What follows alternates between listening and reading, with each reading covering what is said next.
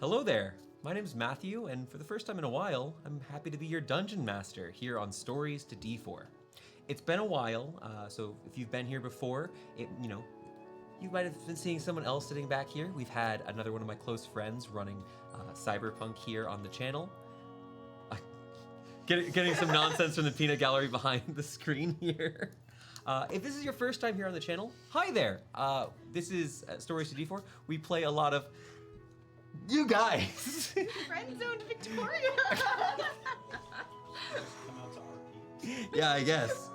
If this is your first time here, we're a bunch of nonsense troublemakers who like to play Dungeons & Dragons, other role-playing games like Cyberpunk, and also, in the near future, even do some wargaming here. So if you want to go on some adventures with us, we'd really appreciate your company.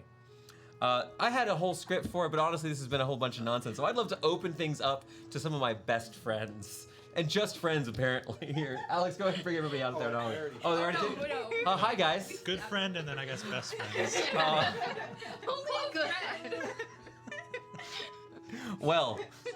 You can come. We have a spare bedroom. So before we continue, Really nice couch. I'd like to take some. I'd like to, start here, kind of explain a couple of quick things. We'll talk about what the channel is and all the stuff we do here for people who are new and just coming by for the first time. But I want to go around the table and just introduce ourselves. And I'd like to start with my beautiful girlfriend, Victoria, whom I love very much and recently ran lots of games here on the channel. Very much appreciated. Hi, my name is Victoria. I'm Matthew's close friend. He's not living that down for a while. That's gonna be on a birthday roommates. card. Here on the channel, I play Ismene Callister, a wizard.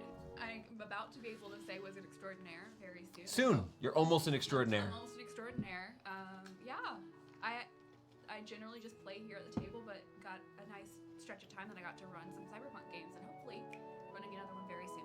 Yeah. Next, why don't you tell us a little about yourself? Hi. I'm still cracking up about more. Hi, I'm Flella. I play a Lily, Arendral, quarter elf, and I have more ego than you do, so magus extraordinaire. Oh, okay, good. I'm always in this seat. I'm never there. It's so far. Ever. So Ever, far. Ever. But yeah. We'll play this clip later when you're before you sit behind the screen. Right. You can come find me. Yeah, okay. We'll wait on you. Okay. Why don't you tell us about yourself? Hi, I'm Amanda. I play Mycelia, who's our cleric. She is a wood elf, so lots of elves at this party. Yeah, that's what happens. Sometimes you just want to have pointy ears. Yeah, and live a long time. Yeah. And last, and well, debatably least, why don't you tell us about yourself? The last elf, probably the dumbest elf. Oh no! Arguably. My name is Connor, and I play Laurentius Thorn. He is a multi-classed warlock and a sorcerer. You know, so you guys have been absolutely fantastic here, and these characters you just introduced to are some of my favorites that I've ever had the chance to play with. But we've got some new people who are stopping by either during the live stream or later when we upload this on our YouTube channel. And so I do want to kind of take a moment to pause here and kind of explain what it is that all this is about. So we play Dungeons and Dragons, specifically the 5th edition of the game, which is a world-famous role-playing game. In essence, we've got a bunch of these dice behind the screen or in little dice boxes around the table, and we sort of take turns. I, as the Dungeon Master, will narrate a world, a scenario, some sort of challenge to put in front of my players. They will, in turn, decide how they'd like to respond. They could try diplomacy. They could try hitting it with a sword. Whatever method will solve that problem, they'll come up with their own solutions. And we use these dice to determine success, failure, and the gradient between. In essence, well, Dungeons & Dragons is a very fun way to have war and battles and skill checks. It's a way to tell a story with a group of close friends, and that's what we want to do here on the channel. I will say fire is usually the answer. Fire is actually strangely effective at solving a lot of problems, including, in one particular case, killing a tree you helped to grant sentience. Amanda. Lots of weird things happen while we go on these little adventures together. But tonight, we're going to be starting a new one.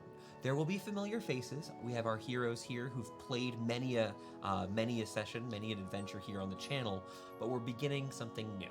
If you've been here before, you remember our heroes going through their great cataclysm over in Dunsmith, a spooky adventure where they finally, through a lot of effort, came victorious against the foes there.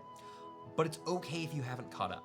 If you'd ever like to see what we've done in the past, you can watch our VODs for a bit here on Twitch, but if you really want to go catch up, our YouTube is the place to go. And all that should be accessible. Every session from way back when we started the channel to now for the Defiant Smiles is uploaded and available for free over there. Couple other brief things before we jump into our adventure. We do also, if you end up liking what we do, we have a Discord that is available for anyone to join in the link below, as well as if you want to support us, you can support us on Twitch through a Twitch subscription or through Patreon.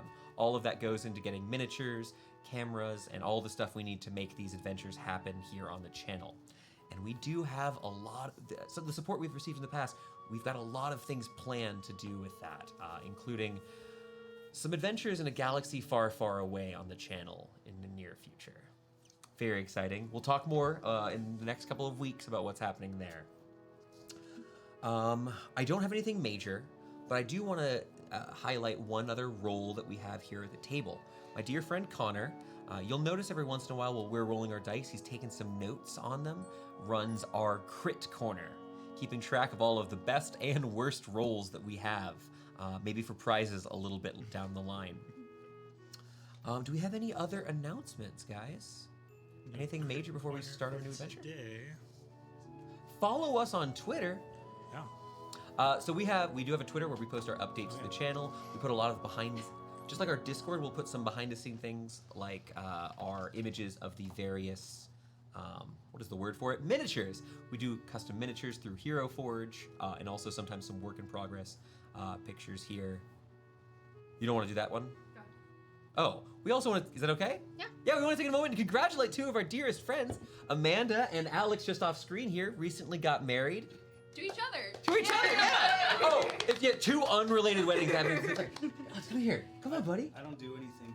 I don't do crit corner or anything, so I'm not that important. This is Alex. He makes great memes. He does make memes that you'll see all the time in our Discord.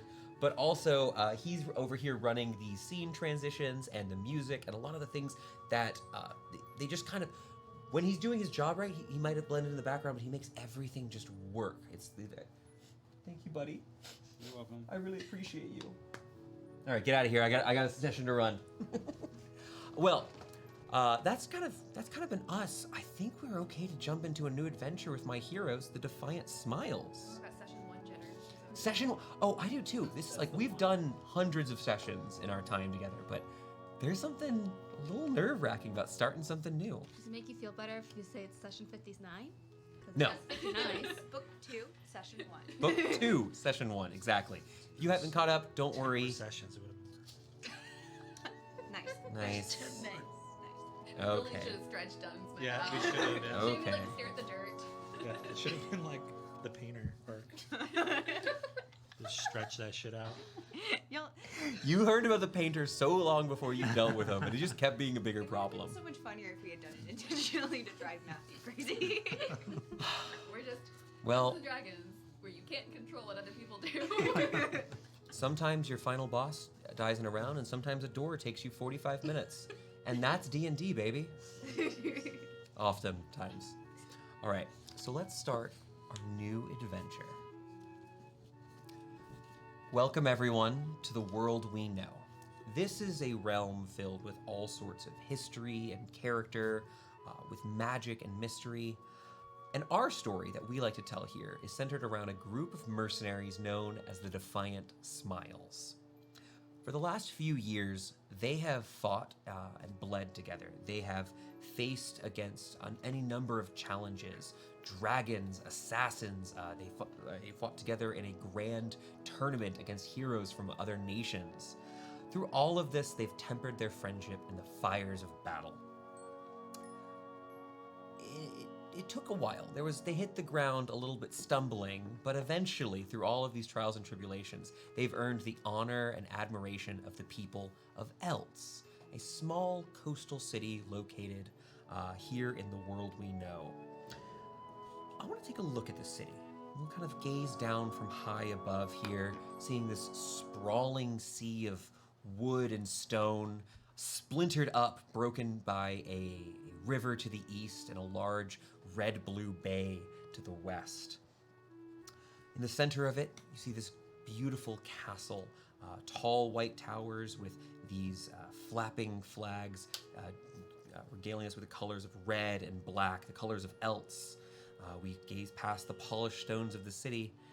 Let's head westward. Let's jump over the bay towards the west end. We're far away from the noble quarters of town, from opulence and these nobles who care not for the common folk. Instead, I want to take you to what was once the dredges of Eltz, but has in the past few months become much more of a living, breathing, thriving place. In the west end, there is a small nook known as the Barrows. This morning, we're greeted by a charming little scene. The cobbled streets are flanked with these quaint, half-timbered buildings. They've got these windows open, flower boxes practically spilling over with colorful life here. For the past year, the growth in the Barrows has been extreme. From once it was just a series of abandoned homes and warehouses and other forgotten hopes and dreams of Eltz. Now, citizens greet each other as they walk through the streets. A group of children sprint between the legs of their parents, who are just gossiping, trading news of the day-to-day. They're laughing, calling off after their kids. We see a young dragonborn man with a fresh saddle on his shoulder, taking his newly created work down to the stables. It's a little early in the morning, but already you'd smell the delights of the local market. Fresh baked goods, fruits and vegetables from recent harvests, all coming in here to just bring the Barrows to life. And it is in the heart of this little cove that we'll find a large structure, a stronghold of sorts. This converted warehouse with a large stone wall that surrounds it, protecting it from enemies, though it has a large gate that is open and inviting. You can see a courtyard of grasses and benches within the wall, a massive tree with soft light brown bark on it, offering shade to any who would ever need it. There's an elven knight sitting on one of these benches. She's got a small book in her hands and is reading to a group of children, a captivated audience, eyes wide with wonder. She's wearing this pale blue armor that matches her eyes. She's got her hair pulled up tightly, a series of braids flanking either side of her head. Amanda, would you like to describe any more about what your character looks like, what she's doing? Tell us some about her. Probably the most startling thing about the first time you see her are these blue markings she has on the right side of her face. They stand out quite a bit because she's just normal pale skinned, but she has these blue markings that swirl and kind of wrap around her face a little bit. Okay, so we've got your markings on your face. You're sitting here. You've been reading to these children. All this excitement that's been kind of going on here. It's early morning. We're not quite to even noon. We're nowhere near noon at this point. You good? Yeah. Oh. Just breathing. Past. We'll continue. We'll move past story time here into that stronghold. But once we enter through its front gates, we kind of see it's more of a home than a castle. There's a series of doors flanking either side of the entryway, rooms of the many folks who live here, each adorned with little notes that have been hammered onto doors. There's bits of fabrics that have been attached to places, artwork gathered from all around the city and from their travels, placed haphazardly, giving a sort of chaotic feel to this foyer, but it's so very much the realm of the people who live within it. I'd like to take a look into one of these rooms now, whisking further into the structure, past the kitchens, but not too far past them, into room here draped with these purple. There's these two reams of like purple fabric hanging from either side of the room. Small green gildings just along the bottom edge. There's a man sitting at a table. Pale purple skin, white hair, almost ashen. We can see at his side is a series of crumpled bits of parchment, a little grunt of frustration perhaps as he sits, pen in hand, just writing some sort of note here. Another failure, unfortunately, another ball crumpled up. He tosses it to the side. Connor, could you do me a favor and describe this man to us a little bit? What do you look like? Pretty good job so far. It's a half-elven man, like you said, pale purple skin. This is Laurentius Thorn, and he's practicing his love letters to his girlfriend Fiona, who lives in Dunsmith, and failing horribly. It's the E's. They're really hard to get right. They loop the wrong way. Mm-hmm. You've been learning. Yeah, my O's look like E's, and my E's look like O's. And so you are this half elf, specifically a drow or dark elf. They normally live under the surface, but you've obviously thrived up on the surface. You've just as comfortable as any other elf walking through the forests and through the city streets here.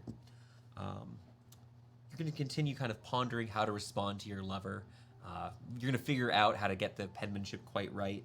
But kind of looking up from your desk here through the window and back into the courtyard, you see your dear friend Mai, and also you see a pair of figures sprinting towards the front gates. Urgent, perhaps, but not in danger. One of them trailing easily 15, 20 feet behind the other person.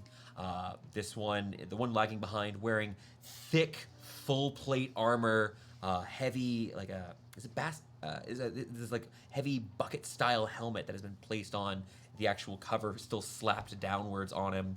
You can see what looks to be 3 or 4 heavy weapons, 2-handed weapons, a great axe, a maul strapped to his back, and he is full dead sprinting, trying to keep up with this other person. Another half elf. We've got a lot of elves at our table, as we discussed. Sprinting through here, interesting. This sweeping, not kind of almost robe-like leather armor, where it kind of is very free-moving around you. Sleeveless or just short sleeves? How would you describe that? Sleeveless, yeah. Sleeveless. This long sheathed blade on her hip. Clella, why don't you describe a little bit more about your character for us? Love to describe. Yeah, you're currently sprinting through the front gates. Yeah, what does this look like to us? Elle has a pretty mismatched appearance, I would say. Both blonde and brunette streaks, almost seemingly at random at times, throughout her hair. Natural, thank you for asking. One green and one blue eye, sort of further reinforced by the earrings where one is blue and the other is red in house colors.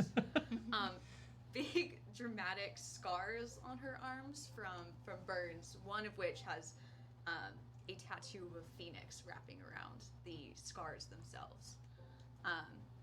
And yeah, fully sprinting, barely sweating. You're fine. With a big backpack, it's when It wasn't even a 10K. Yeah, when I do put it down, it makes a thud. But yeah, Immersed, keep up. We're gonna kind of, as we're jumping into the actual game proper here. Immersed, this not terribly tall, but this stocky sort of man in his armor, just wheezing. Do we have to do this every day? When I left for Tinkerilla, you said you had been already running 5Ks every day for months. I wasn't running it in the armor. He reaches Did I up. tell you about the time I got attacked? Fully attacked? Can you help me with the strap, please? Fine, I will undo it. You pull back this bucket helmet on him, hair matted and sweaty, thick, dark brown, kind of plastered against one side of his head. Very red-faced man. Even without running, he's got a lot of blush, to put it that way. This guy. He's just.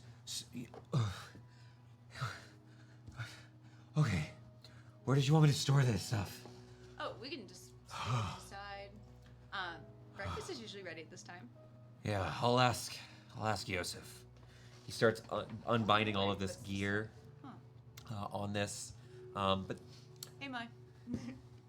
I see you're bullying the underlings again. It's training, and Emmett said he was gonna beat me in a fight, but he can't even run a 5K without. We took a water break. Some of the kiddos stand up. These just human and dwarf and elven children, people that you once rescued, now living here in the city. It's kind of standing up looking. Hi, Miss L. Hi. A couple more kiddos. They range from like 4 to 12. There's just kind of a mixture of these children around. These aren't orphans. These are just some of the children who live around here. Some of them come to learn their letters. Some are sent to give their families some time to exist. I will give a silver coin to any one of you who can beat her in a race. Brandon, Tripper! One of the kids immediately books it, sprinting out of the courtyard. Where are we racing to? This kid fully starts running. Another one, a portly little boy, Brandon, apparently is going to attempt to tackle you. And we're going to start our first roll here. Okay. I'd like to make it. I'm going to make an athletics check. You may make athletics or acrobatics, depending on how you'd like to respond to this child. Yeah, I'm gonna go acrobatics. This kid's about 8 years old. 8 years old, diving at your knees. I don't like the dice tell the story. What did you roll? So, after the modifier I've assigned Brandon, I did have to make a stat block for this kiddo, apparently. That is going to be a 5 on my athletics check. I have a suggestion. Yes. So I rolled a 28. So I like to think that it wasn't purposely styling on the kid so much as hardened battle reflexes kicking in to, do a flip at any moment in time. This kid dives towards you, and you front flip over him. He falls in the dirt. How does Elle feel in this moment? Seems. Oh gosh. I start prestidigitating him and realize it's not healing magic. Like, my. This kid took 1 point of damage to his knee. These are your younglings. Yeah. Can you? Healing word. Oh, okay. You come over to this kid, just kind of reassuring Pretty him. sure I was from an egg. This is not really my thing. And I still give him a silver for a good try. Thorn, you hear a Actually, full I'll slip commotion in a- because Elle's back. Did I see the kid fall? Yeah, you want to see the kid fall? Laugh my ass off. You just hear off in the distance howling, I am assuming at this I'm point. going to pull out a platinum piece and say, "You had a great time at camp today, right?" Yeah, here you go. The kid takes this platinum piece, puts it in his pocket. Thank you, Miss Elle. You're getting so good. Yeah. And the kid goes and runs off after his buddy. That's so much money. You just gave this kid hundreds of dollars. Yeah, I gave him $100. What else does a rich person do when uncomfortable? Clearly, some of these kids looking a little bit excited about what's happening there. Miss Mai, Yes. what happened at the end to the forest? No one knows. But it was a forest. Mm-hmm. One of the kids, an older girl, stands up and goes over. A dragon burned it down. The kids start speculating about the end of your little fairy tale here, getting a little bit of an argument, but there's nothing more you have of them. They're going to slowly but surely lose their attention of what was happening here and just go end up playing in the rest of the barrows here. You guys sit at the join of several different roads that pass through the barrows. Cottages, manors, repurposed old production workhouses like blacksmithing shops and such. All of these kind of have been taken up now by the citizens of Dunsmith, those who decided to leave that once haunted town and come live here, somewhere safe, next to the heroes who saved them. Things have been relatively peaceful here. You've been busy over the recent months doing missions for the Defiant Smiles, fighting bandits, protecting nobles, even, catching a thief or two. But it's been calm. Nothing has been too terribly busy lately. What do the three of you want to do for the rest of the morning here? I think as I head in with my any mail today, by chance? Any letters? Nothing that I've seen. Okay. Waiting on somebody? Few people. Few important people. It's fine. Is there breakfast? I hope so. I'm starving. Yeah. Want to go check? Yeah, Yeah. we'll go inside. All right. Heading on into the warehouse again, we see just it's well lit in here. There are several of these like larger windows that are built into the outer wall here. Some renovations you've done over the last year to make this place even more of a welcoming space. When you first enter in, there's this sort of think of it kind of like a town hall space. There's tables and chairs enough to fit far more people in here than you previously could, just to come and have meetings or even sometimes just larger dinners with some of the people here in the Barrows. Rounding around this central pillar in the front room, however, you then are brought towards the kitchens. There is a man there standing. He's got a large apron that is kind of draped over the front of him. He's got his sleeves rolled up high and a small badge pinned to the apron. His greasy black hair has been pulled back into sort of a long ponytail. This man, your friend, Yosef, he's not cut his hair in a minute. But he sits here kind of humming to himself as he's just stirring this pot of kind of smelling all of the spices and such. It's some sort of like curry kind of dish that you can smell. But you smell, he's slow cooking potatoes and these and all of these different spices and stuff that he's bought from the market. Oh, hello, friends. Hello. Is there any coffee? Oh, it's a bit early to be drinking, isn't it? In the morning? Really? No, that newfangled thing, the coffee without the alcohol. I don't believe your mumbo jumbo. I think you just want to drink in the morning, Mai. Yosef kind of smiles and nods and going, I think I've got that recipe somewhere. It's the one from Coppersbeck, yeah? Yes, that one. Goes over, pulls out this recipe book he's been working on and starts flipping through here. You can see as he flips through the pages, there's these a sigil that has been put into the corner on of them. At most of them here, you can see just has it's kind of a stylized Y on it for his, but as he flips further and further into the book, you see more and more of this green stamp that has been put down, the sign of Laurentius here. As he's kind of looking through, eventually he does find the recipe and begin working on that pumpkin-flavored coffee you've got from a while back. What a throw! That's session 1 of the last one. Had to bring it back somehow. Yeah, no, you're right. So who is gonna get killed? It's Yosef making it. No, I mean we're gonna go all the way back. Oh, okay. My vote's not me. A solid brew. You all you're able to have this kind of very filling breakfast. There's plenty for all of you and then some. Yosef always cooks enough for there to be a few unexpected guests. Everything bad happens at breakfast time, as you know. Yeah, it does. Historically, yes. Do you guys keep the windows open? It's late spring. It's a little cool. There's some salty air coming in. I think we have a false sense of security at this point, as if we don't remember a door being blown off. You do have a wall outside the warehouse. Yeah. How many alarms do you put up every day? Ismene's been gone. Ismene's been gone for months. That's right. Well, you guys have line of sight at least to the outside. You can watch as the atmosphere of the area of the Barrows begins to change ever so slightly. It's calm and serene outside.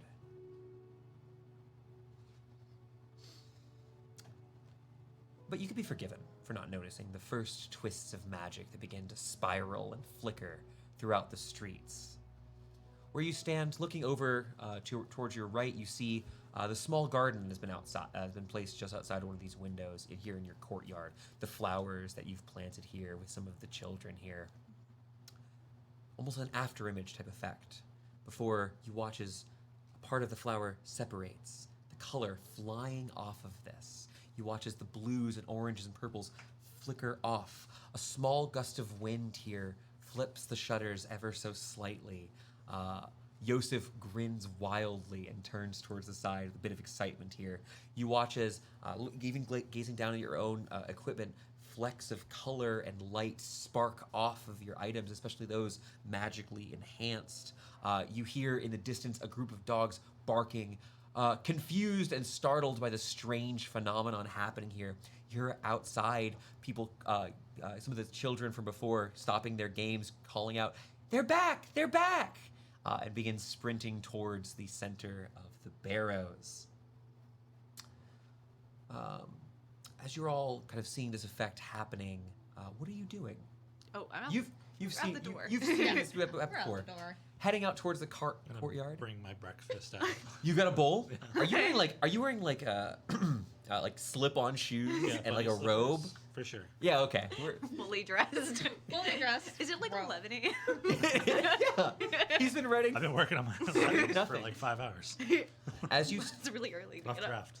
you step outside, taking a scoop of your curry. As you bring it towards your mouth, you watch as just the orangey red color leaps off of it. As it does, it falls towards the ground, towards these fine cobblestone paths throughout the barrows, and begin whooshing like a snake serpentine, moving between the cracks before reaching the center of the road. This etched circle in the ground, the colors and lights flickering and falling into the etches, filling them up and offering a dull blue glow. Suddenly, at once, a woman unfolds into existence in the center of the circle, appearing in a sudden teleportation. The colors snap, crack back. They crack. They snap, crackle, and pop. They pop back to their original locations. There's no force as it hits you back, but just a wave of warmth as this magic dissipates. The last syllables of an incantation having just left your lips. Victoria, why don't you describe to us a little bit about what this woman looks like? So we go head to toe or toe to head. I'm totally fine either way, but I'm wearing riding boots and leathers, like pants, and then a long red. So it's like a waistcoat that ends in a trail, like a train that hits the ground. So it's like a long coat tail, like a very ostentatious coat tail. It's like half dress, half coat. But you can still see the pants underneath. It is a deep red color. Pressed to the nine. Somebody has been meticulously ironing each piece of clothing. Not a speck. Oh, of it's dust on starched. it. Oh yes, not a speck of dust getting out of the teleportation circle, just brushing off invisible dust. Long, white blonde hair, and a small smile. You see her standing there. You release your breath as the color returns to the city. Some of the children step into this circle, this etched teleportation circle that you've made here in the road. Coming up, people calling out, Miss Meanie, hi! Some of them start talking. One of the elven kids walks up and watch as he tries to begin this little spark show as he tries to perform this little basic cantrip. He's not quite there yet. But some of these kids are very excited to see another one of their heroes here in town. I'll punch down a little bit, kind of get on my heels lower and just kind of say, no, you hold your hand like this instead. It's a little bit easier to grasp. You lean down towards some of the kids who seem to be very excited to see you, though others seem to almost divert right past you. Well, you are very exciting, and this world-shaking, physics-breaking phenomenon is in front of them. They're running to the creature at your side. This orange and tan lizard, thick scales adorning his body, partially. Some of these are actually almost polished, reflecting light, and he shimmered strangely as he came through the circle.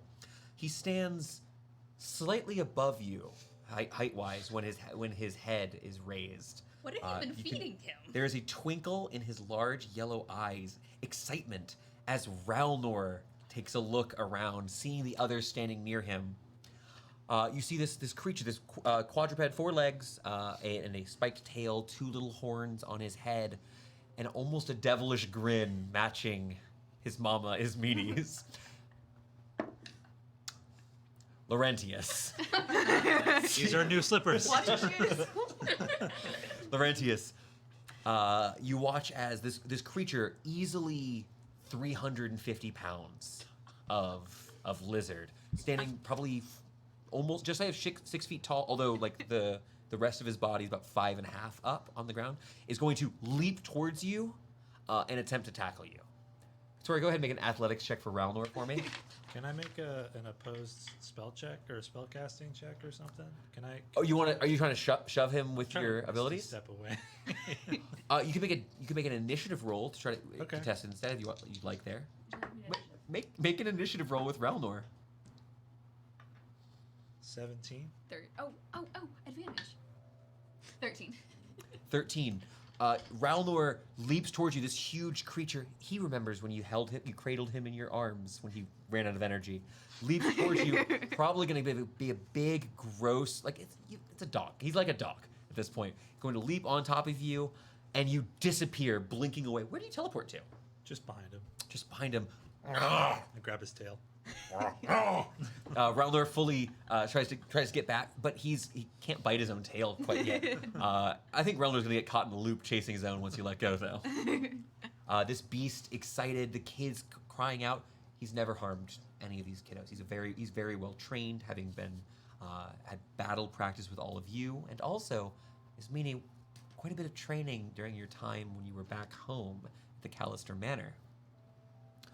We have these test dummies back home that I had specially designed for Relnor. For him to eat? They have purple skin, Oh. white hair. Go. Do they have shoes?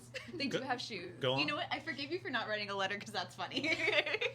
I Keep designed these. They have this cloak sometimes. Sometimes they're not wearing the cloak. It just depends on how much they want to spend for each individual dummy.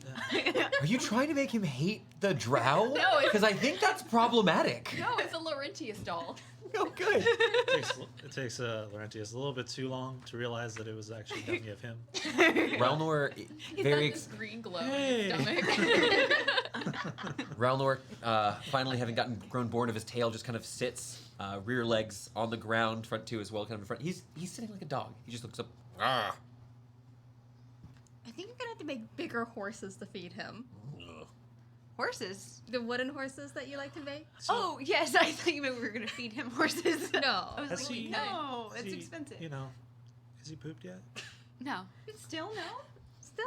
Also, welcome home. Great to see all No. of you. Yeah. It's been. Can anyone go? know what he is? We'll talk about that. Oh. Oh, that's fun.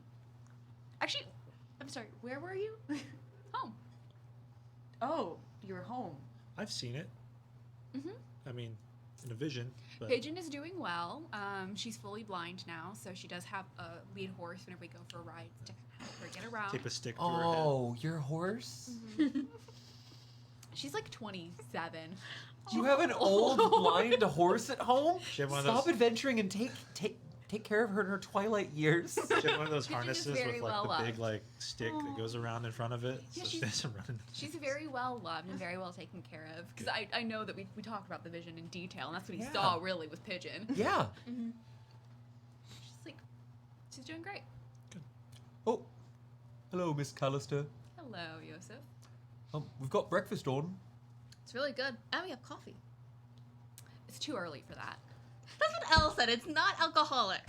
I think mine has a problem. I'm starting to get worried. Pumpkin coffee. We're always happy to have you, but why are you back? Wasn't expecting you for a few more months. I got notice that there might be something interesting going on in town, so I figured I'd pop by and see what's happening. You got notice. Work? Sounds like there's a big job. Oh, I suppose we'll have to talk to Adon then. Do I have the letter? You received a sending from Sending. Adon a few days ago, letting you know that he'd need you in town. He'd be here early afternoon today to meet with you. Adon reached out to you, but not, us. Us? Who live right here and don't cost magic to communicate with? Sounds like he needs someone magical, I guess. That's a Wait, possibility. we're all magical. Yeah, but he does it best. That's not I know entirely she does. true. does, but I'm not magical. yeah, I mean magical in your Adon own is way. wearing his apron right now that's got like curry stains on the front of it. Yeah, maybe he does. I'm a smile. Yeah, I mean not all smiles are magical, but we are magical. And Don usually asks us to do it. It's fine. It's whatever. It's not a sign. He probably just wanted everybody back together and knew I had a little travel time.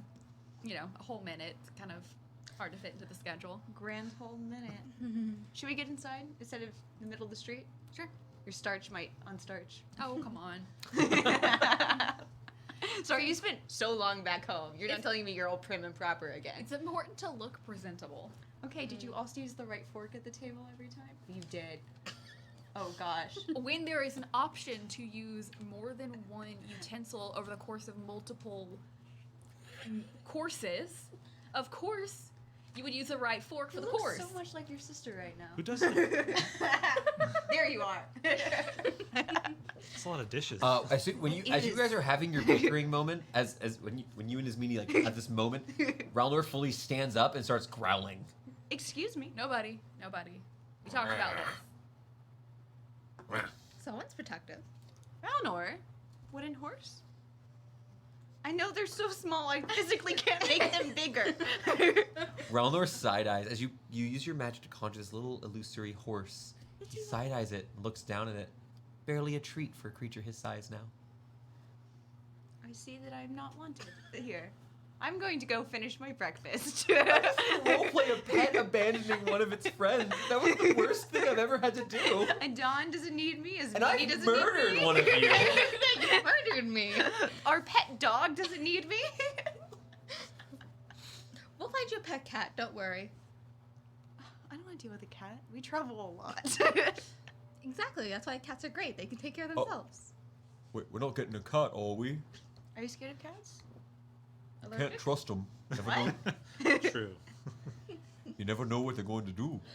Yosef, you were one of our nearest and dearest friends, but when we met you, you were a criminal trying to kill us. All right. Prestidigitate. A little headband. Oh. Ralnor. It doesn't fit. Put it on a horn. It'll sit there for about 10 minutes. Now we have a cat and a dog. Curry. Yeah, you guys enjoy a nice, delicious breakfast here with Yosef. Raunor the cat. Does Ralnor fit through the door? He does. You have Okay. so it's you guys have a, Let's get a large. doggy door. You have a gate at the a double massive double door at the front. It The was warehouse. originally built for a stylist.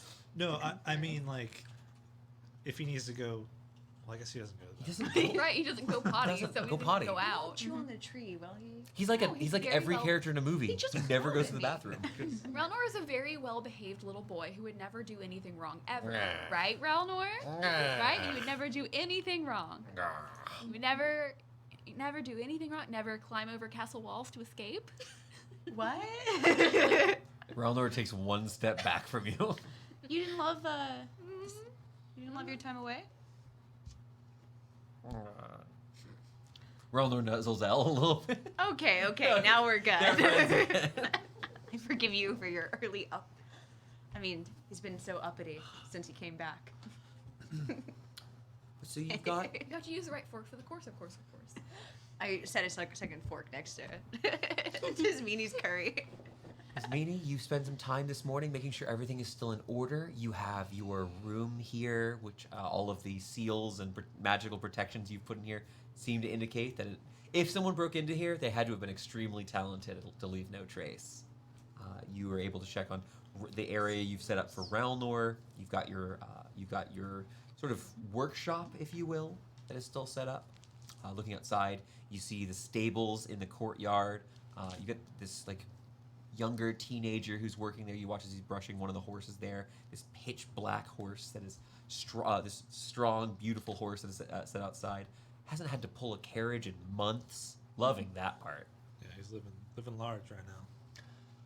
But everything seems right here at the warehouse. Everything's in its place. What are you all doing this morning? I'm unpacking. So I'm taking some of my research materials and things that I've been looking at, and I'm just setting them back into their places inside of the warehouse. Anything exciting we'd see on like a cursory glance as you're unpacking? Anything of note? The top layer of things, so if you catch me early in the unpacking process, the top layer of things would all be familiar to most people here, but collected, collated, labeled, marked up. Whole second sheets of thin paper laid over top. It's kind of like if you hold them up to the light, you can see both rows of paper. They all belong to Zerathal, one of our former enemies, and his research into some of the happenings of the world. And as I'm pulling more of this research out, there are handwritten copies of some of the pages. There is, going further in, there are some strange books about histories of specific lore and fairy tales and folklore throughout the world we know. Most of it is from Granite, because that's the continent we're on, but there is some sourced materials of different fairy tales from across the We're getting different into deep lore, huh? fairy tales across different time periods and from different locations. And that takes up a substantial amount of this overflowing pack of books. I'm watching her unpack. If you leave, she might leave again. Well, she won't let me into the room, so I'm actually sitting cross-legged outside of the room. You're allowed to come sit in the room on Okay, I'm sitting in the room. You take a step at the threshold, and you start hearing bells ringing as the alarm triggers. Just ding, ding, ding, ding. Just in case, I said it. I didn't break into your room. I thought you would want to see this. What is this? It's a book of bloodsmithing. Interesting. Family or not family? Family, of course. Okay. Okay. Okay. But mostly I just wanted to see what you have in your bag. All right. I will continue to unpack and kind of. Here's the cover. Put it away. Here's the cover. Put it away. Okay. Cover. Put it away. I'm not hiding my research or any of the books that I brought with me. So Relnor, Relnor's been, I'm sure, just bothering you a little bit, doing his best to eat anything in your room that you let him. What have you been up to? I guess I'm changing back into normal clothes instead of leisurely attire. You hear heavy paws hitting your door, trying to let me in. I'm naked. No. Boom, boom, boom, boom, boom, boom. Ralnor, if you behave, you can have the leftover curry. Relnor lays down. My He's door highly opens in or out. He's highly, but not by wooden horses anymore. You need to make 3 at a time. Then he might be interested. Some of us can't cast spells like that. You can. Prestidigitation. Prestidigitation, You get 3. of But them. yes. yeah. It's more of wizard power My, level you have versus. full house again. Yeah, I'm just sitting at the table. I have a letter from Notorb, the astronomer we met a long time ago. Whoa, okay. He's been sending me notes on his star readings and how he's been tracking the mist, and I'm comparing it with my findings over the past week. So you'd see on this parchment, you'd see constellations, and more importantly, the moon in various phases. It's sheathed, surrounded by these thick vapors, these mists that for decades have obscured the view of the moon. Your goddess, the moon herself.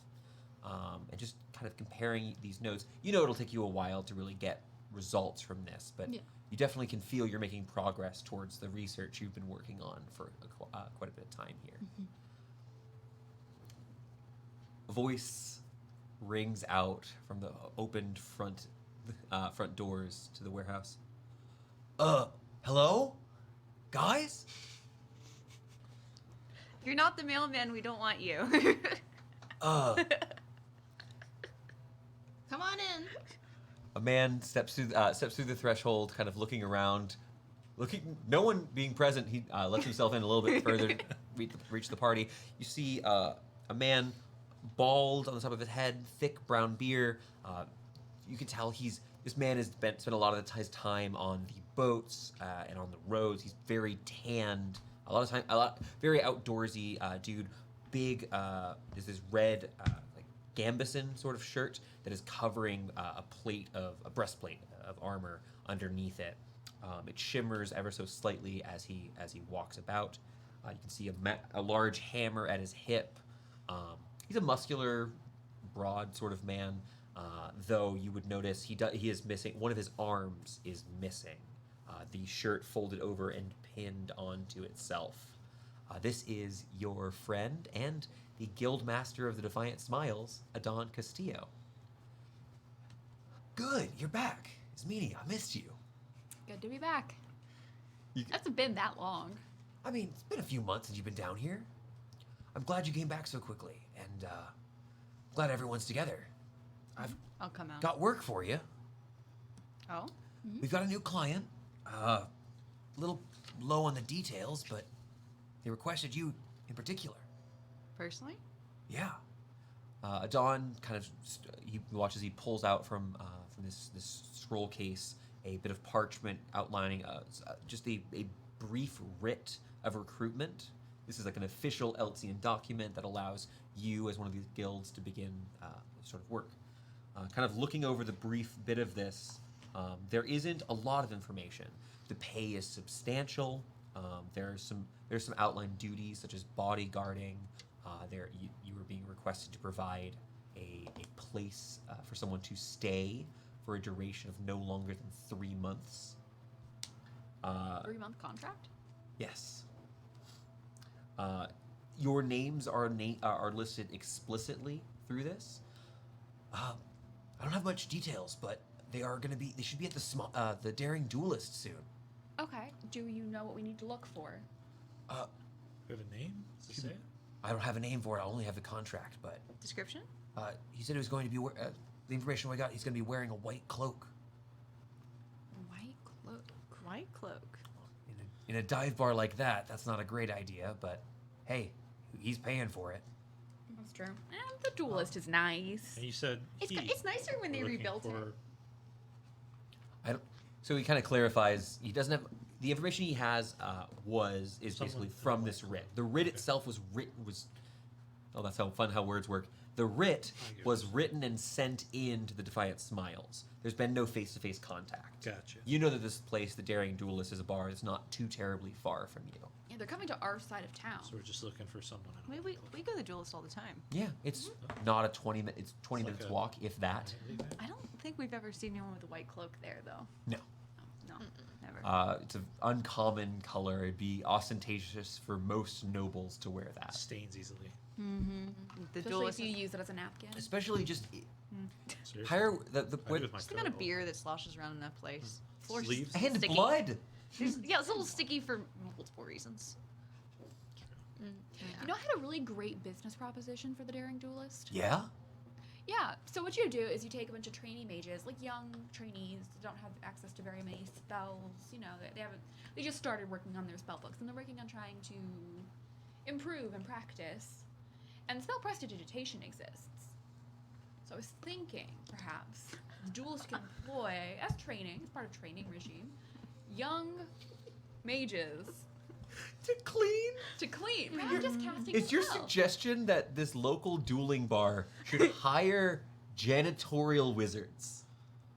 I see nothing wrong with the plan. Yeah, we also know how you were trained in magic. Thoroughly. Yeah, I mean, I can go Thoroughly. speak- So You it's know just how like you- unpaid interns. Do you know how you learn Oh, God. Featherfall? Oh, Like, I in most I wizarding- in most wizarding schools, do you know how you learn Featherfall? They push you out a window. That's rough. Delilah wouldn't let me It's jump also off the roof of the probably not house. true. I wanted to jump out off the roof, but I wasn't allowed Oh, to. Your mom shouldn't have let you jump off the roof. That's dangerous. Yeah, And unfortunately, that's I'm coming hard from to a replace. sellsword. We sing around swords all day. That's like It's literally fine. your job. And now I'm all Gucci. You point towards this magical ring here. What is it? What does the ring of Featherfall look like to you? I've never thought about that question. I think it looks like one of those rings that looks like a feather wrapped around that everyone used to have in like 2012 from Yeah. Charlie Charlie's. Okay. But it won't turn my finger green. Right. This one's actually, this is, it's It's one of the what is it made of? Silver. The silver ring of intertwined ancient. feathers bound and wrapped together. They're not actual feathers, obviously, but No. this ring itself, if you ever were to remove it and hold it in your hand, is oddly light. This is my insurance policy. Oh, hi, Victoria. Yeah, well, if there's nothing else, if you guys aren't checking in on this, the Smiles could use the coin. It would help us train some of the new recruits a bit. And, well, kind of looks around out towards the windows, towards the barrows. Plenty of mouths to feed down here. Yeah. I certainly could get more coin at least just to pass around. I mean, Hey. Thornton's been funding it nearly single-handedly. Adon kind of continues. He does let you know that even though he's the guild master, this is not him. You're not being ordered to take this mission just to meet the client. You guys can choose to accept or decline your missions. You've more than earned that right here. You have a great rapport with the guild master here, and you are. There is no one else in the guild at your level. Everyone else here are doing considerably easier missions, but the Smiles have earned such an amount of fame over the last couple of years here, and so you've really made that happen. So he's really happy to let you guys act on your own accord. Will you remind us and Sure. everyone else about the pens? So you have. That's a good question. You have a series of these pens. These pins that are attached to you are they are given to all members of official Eltian guilds. In your case, the symbol itself is I believe we described it as an axe. We have Oh. Okay, we'll fix okay. that. It's yeah. Sorry, we'll fix the cameras in a minute. We have this series of, I believe it was crossed axes, is what we described it as originally, with a gem. All of these have a gem that has been placed within it. The gem for the Defiant Smiles is a jasper gem. And for what metal it's made of is silver, which is denoting your rank as these journeyman mercenaries. The important part of it is that essentially the only way you'd go above here is to be the guild master of the Smiles. You are full-fledged. Journeyman's the wrong term. You are full-fledged members. And so you've had all your time here in the Smiles. Adon just checking in. Do you guys have any questions for Adon before he goes ahead and heads out? I'm assuming you don't know where the letter came from. It's from within the kingdom itself. It's been approved by the crown, and as far as Adon knows, it's not great. Looking at this, it had to be someone who's either from within the city itself, because Elves is a city-state. There are surrounding villages and other cities, but mainly it's just the city. They're either from within the city, or they're a big deal from one of the very few other cities around. Gotcha. So it's probably some sort of either local Elsian, or it's a noble from an adjacent city. More nobles. I have a question for Adon. Yeah. How you doing, Clella? You okay? Did you miss Adon's voice? I'm getting him back. It's been a bit. Greatly. Greatly. You look like you have a question for us. I do have a question for you. Yeah, shoot that. People don't like to gossip to us, perhaps because we have a priest that travels with us all the time. What's the word on the street about the whole, Kingslayer? It's been a while since they sent Jam away. Yeah, that's some dark stuff. That Minotaur. So as a reminder here, you've known. This was not meant to be like a. Sorry. It was. I'm sorry. I was like, I don't know how else to answer that one. Yeah. There's been word. He kind of goes off and tells you that there have been posters about the Minotaur who's attacked royals and nobles throughout the areas, throughout the kingdoms nearby, has been seen within the city. But he doesn't know anything other than there are wanted posters. He doesn't have any more knowledge than that to offer you. Cool. Is there anything else for you? No, I was gonna ask him about Sophie, but I wasn't sure where that landed. So you know that he's got some other friend. Sophia is his friend, and they've just been fine. They hashed that out over a year ago. Okay. Cool. Yeah. Yeah. So I guess we go to the Daring Duelist and look for this person in white. Yeah, you guys can go now. If you guys want to wait a bit, if you have other things you wanted to go do, now would be the time. The Mad Mage is going to make an appearance today? Well, it's been a while since I went to the duelist battle. It depends on if there's a challenger or what mood or. I mean, maybe. You've been fighting duels for a while. You know that the big ones are at night, are the big fights. Because no one really bets at noon very much. Unless they're drinking coffee in the morning. Unless they're drinking a lot of coffee in the morning. Coffee's alcoholic. It is known. There's, I guess, the pumpkin spice latte, but I feel like I saw you slip in some Kahlua into that. You can't just canonize Kahlua. Some coffee liqueur. It comes from the Isles of Kahlua, which is canon now. Keep repeating it. This is collaborative storytelling, and I'm gonna do bad improv and say no. There during your trip, right? Session 1 of canonized Kahlua. What shall I do to your session 2? Hey, we did rodeos last time. Yeah. That's fine. Okay. I guess. Elmore would be so cute at a rodeo. Cowboy hat and all the stars. He's also Cowboys exist. well. He's no longer small. He's fully larger than most of you. He could be the bull that, Also- just kicks people off of him really fast. Cowboys do exist. They're in the Great Plains. They are. Yeah. Yeehaw. Kahlua and cowboy. Kahlua and Cowboys. Session 2. Kahlua and Cowboys. You guys are great. Kingslayer is a cowboy. I think that's fantasy racist to say, actually. To call a Minotaur a cowboy. A full 3 seconds. I know. I was like, wait. I was like, Connor, how many bicycles do you have? I have too many. Unfortunately, I can't give you more, but bicycles, these little poker chips, are what we use as a form of DM inspiration. The colors have some different meanings, but we'll talk about them as they come up. Shall we take a leisurely stroll? We shall. Yeah. How's the surrounding area looking now that we've kind of spreading the wealth? Sure. You guys have spent a lot of time and effort. You've given a lot of money away, and also you've taken not just taken the time to like make sure something gets done for the surrounding area, for your community, but you've spent time personally rebuilding structures, making changes for folks, using your strange powers to lift up raw materials and really accelerate the healing process for these people. The people, as you guys all leave the warehouse here, Adon going his separate ways to go talk with some of you see he leaves off to go to talk to Immersed, the man who Elle first showed up here running with. You can see that the surrounding area of the Barrows is thriving. There are people here who now have their own businesses, who've fully bought into the city of Eltz proper. They're from Dunsmith, which wasn't too far away, but had been on the decline. Now, you've revitalized a whole part of this city that there are several hundred people from Dunsmith that now live here, and more on the way. You guys have been slowly expanding. Ever since the crown bequeathed to you the area surrounding the warehouse for quite a bit in all directions, you've been rebuilding houses and then calling up to Fiona to send more of these refugees here for safety, for giving them security that they've lost over there. So through any realistic lens, you've done beyond well. You've given them what they need and then some.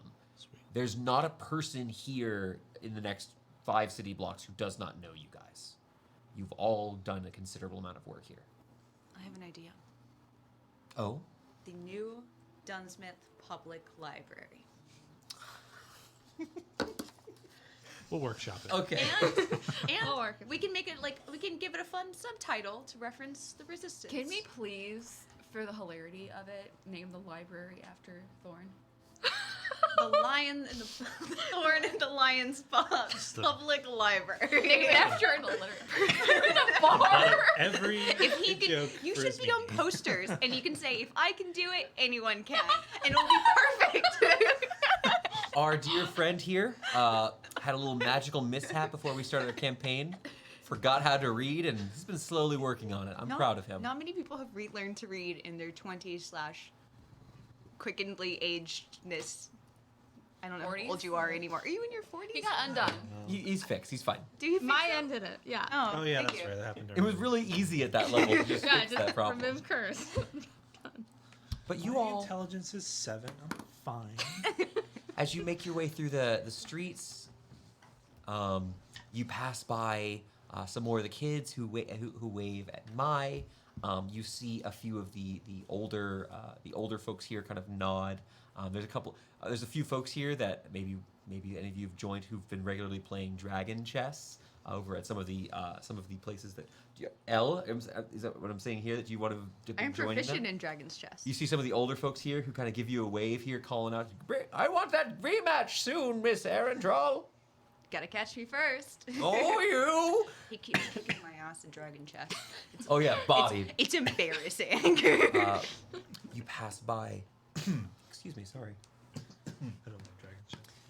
You pass by. This campaign. There's a few folks who give Laurentius some. Let me just take a sip of water. I'm choking to death, real quick. We can talk about ourselves. Yeah, I have that effect on people. Yeah. Oh no, that's actually where I'm going with this. Whose Thorn. birthday did- There's a couple of these maidens making some wriggly eyebrows at you. You just. How does Thorn react to these flirtatious onlookers? Oh. A little rose to that lilac skin for a moment there, a little bit of blushing. It's like, okay. But you maintain it as you continue moving forward here. And we make it towards the edge of New Dunsmith, or the Barrows. And there is an odd addition that was not here before you moved all these people in here. Connecting over the road are a series of these, what look to be clotheslines, dangling over the street, but rather than everyone's linens and frilly things, instead are a series of trinkets bound by various bits of string and metal, some of them holy symbols dangling over the road itself, others bundles of wax and plant material, a dozen different forms of faith, and a dozen more bits of superstition, all placed above here, the Wall of Wards. There's been a large rise in superstition here in Dunsmith, in the Barrows. Got me saying New Dunsmith, Clella. Good job. The Barrows here, with what happened to them before, these refugees now so afraid of curses and the unknown attacking again, that all of these little bits and baubles here maybe offer some form of protection, but at the very least are giving them ease of mind. I will summon Squawk, my familiar.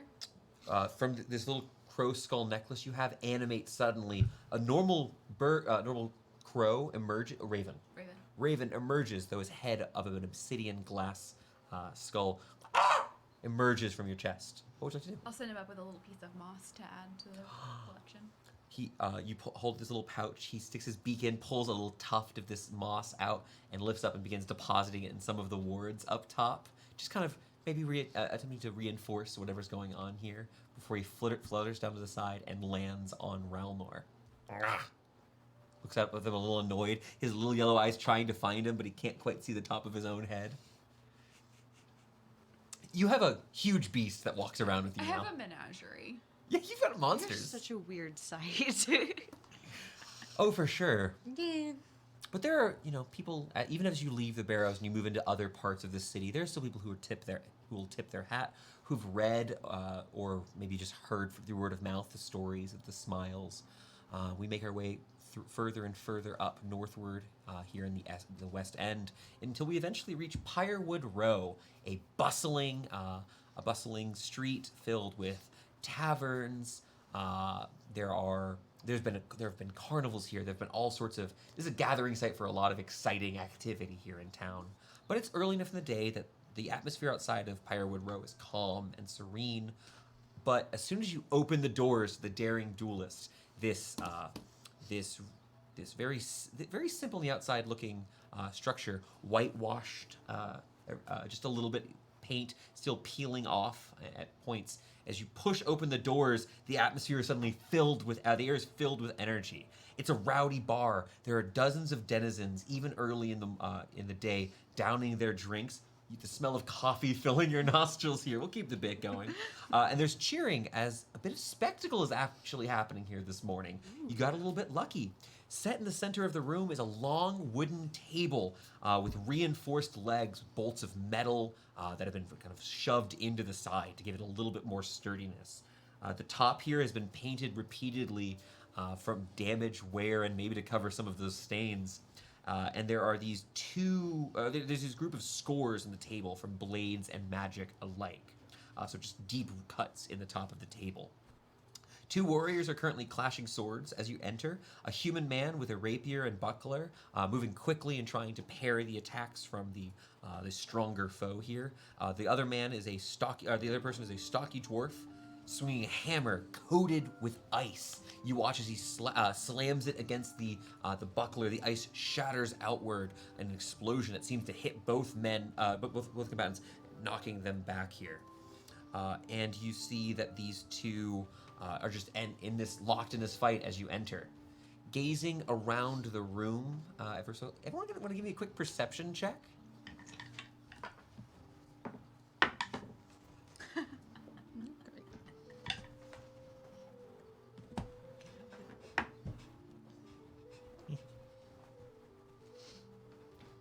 No? 8. No, okay. 14, not great. What is that, like a 2 for you? A 5. Oh, okay. 14? 15. 15! Okay, I can give you some information. On the far side of the room, Laurentius, you actually spy your patrons-to-be. You do see, just twinkling past the fight, because you're kind of obscured by the battle happening on this long dueling table in the center of the room. There is a booth in the far corner, a little bit darkened from here, that you can see kind of glinting in the light is this pale white cloak. A man sits there. It's folded up partially and placed into his lap, and he seems to be listening intently to the younger person in front of him as they speak. You can see that the person in the cape is a white dragonborn with small spectacles nestled atop their snout. Seems very much engrossed in whatever is being discussed with him. Across from him is a young human, couldn't be more than 25 years old, with it sitting in a strange sort of chair.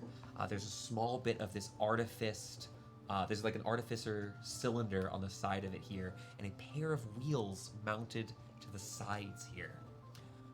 But it seems you have located your patron. Thorn, you've met this dragonborn before. This is Lord Kryvar Album of Coppersbeck. I know this boy. We know Then it was them. wild you talked about Coppersbeck earlier. We What know is this boy's them. name? I know them. You know his name as Brian Scuffs, is that little boy. Also, he's the same age as me. Yeah. Little boy. Oh, it is Brian. Oh, okay. Yeah. Yeah, he's a little younger. I said he's no older than 25, but he's the ages we give are never exact. It's our Wolfsville boy. The Wolfsville boy, yeah. Yeah. I was like, I recognize He this made it out of his description. hometown. Yeah, you guys begin walking over in that direction. It is at this point you do see that the dwarf strikes again with his icy hammer, which bursts again, knocking the dwarf off his feet. But it does knock the other duelist, clean off the table. Cheers and shouting ring out through the building, and you see that people start exchanging bets. All the money getting pooled up there.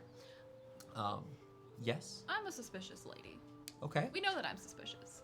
Yes. We know that there are two people that we like. But are they really them? You can make an investigation check to look for illusions. That is a very good check, though, Victoria. I like that. 7. You don't notice the effects of any illusion here, but it is quite an exciting place you're at. It would be hard to tell in the hustle and bustle of this place. All right. As you step a little bit closer, you do see Lord Album and Brian. Brian. Hello there. It's been some time. Please come sit. You watch as he gestures towards a few of the chairs that have been placed here at the head of the booth. As he watches Kryvar stands, he picks his cape up and then walks to the other side towards Brian here. Hello there. It's been some time. I appreciate you all for coming so quickly. Well, the travel was difficult, but discretion is useful for what we have going on. I would like to reintroduce you to someone. He places his hand on Brian's shoulder and looks at him. I would like to introduce you to my dear adopted son, Brian Album. He looks down, a big smile on his face. Brian kind of seems warm, looking to y'all. So much has happened since I last saw you, and I've heard so many stories about you all. It means so much that you could come. Please sit. Sir, a round of drinks, please. All right. Oh Congratulations. my gosh. Congrats. He's worked so hard and he's done so much. Coppersbeck may be my home and I have duties to it, but he has shown passion and kindness to my town and her people, and I could think of no way to thank and honor someone more than to bring them into my own home. Kryvar, just excited and happy. He's like, I've taken some of your words when I last met you to heart and done what I could for my people, but Brian can do more. I've made some breakthroughs. He pulls out a couple of these small canisters, these little metallic. Think of it almost like sleeves, where the top of it slides open, revealing this kind of gray mucusy paste. Wolf's Will. It's a healing ointment. Coppersbeck has been famed for its Wolf's Will for quite some time, but why our production was better was always a bit of a mystery. We worked on repetition and tradition, and it worked, but we were rotely following the instructions. With Lord with Father's permission, I was able to take some time and lower how much we were producing to spend some time and actually research why it worked so well. And I believe I've made a discovery. There's something happening in the city soon. The Southminster Symposium. It's a big display of all sorts of arcane and academic achievements, of new knowledge to be shared between Elts and other kingdoms.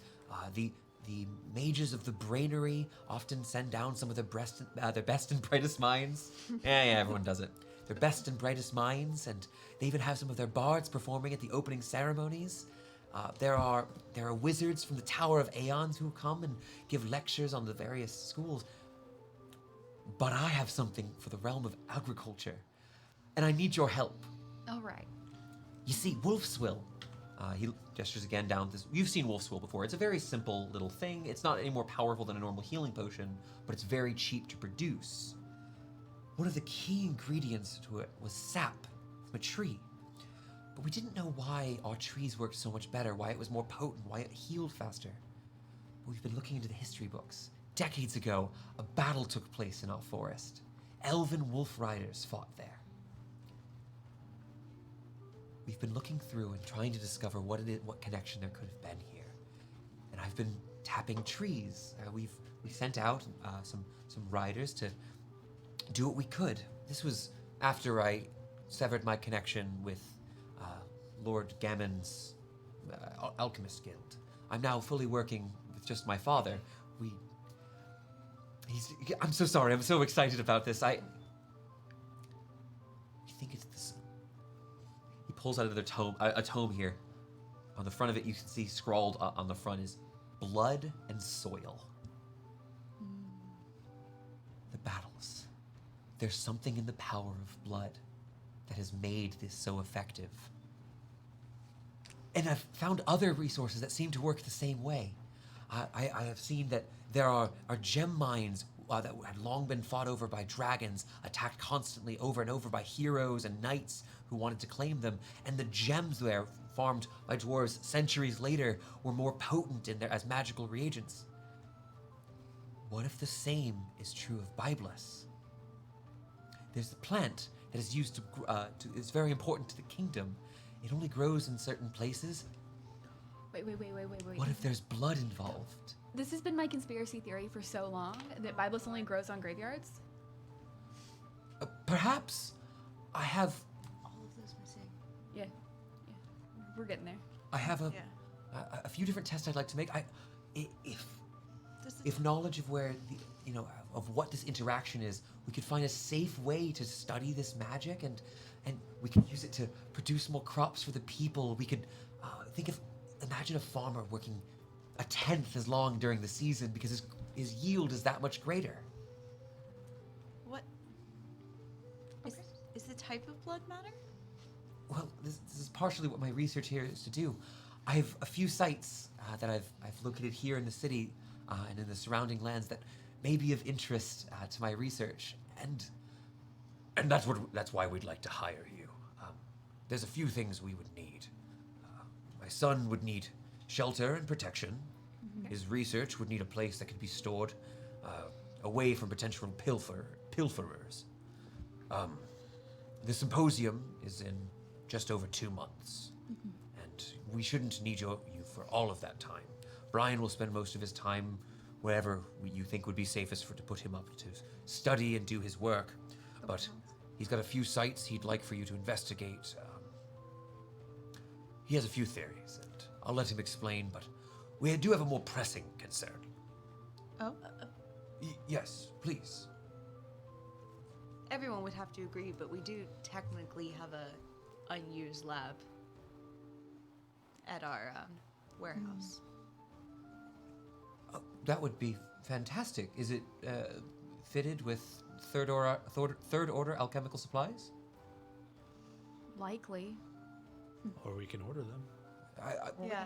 We have the funds. We would be paying for, of course, in addition to your standard fee as negotiated by your guildmaster, we'd of course pay for any accommodations or supplies that I need.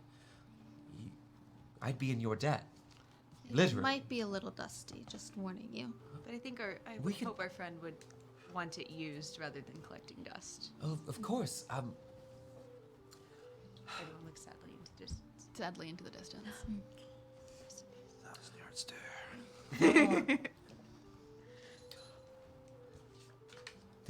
The battle itself is so old. There's no need for my research to involve anyone being harmed. This isn't using blood from current people. That would be dark and illegal. But finding these sites where this whatever power it is hasn't been imposed into the land could lead to so much prosperity for our people. There are several older sites throughout the city. There's one in the Bulwark, one along the eastern reaches that I'd love to have you investigate. As much as I'd like to go myself, he kind of looks down to his wheelchair.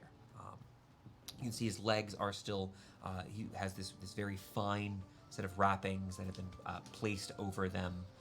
He's dressed very nicely. He's a little more prim and proper than you've seen him before.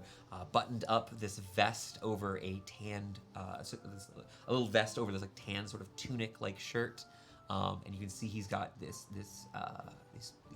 these two small silvered earrings that are just pierced in, and just he's a little he's been adopted and accepted into the album family here.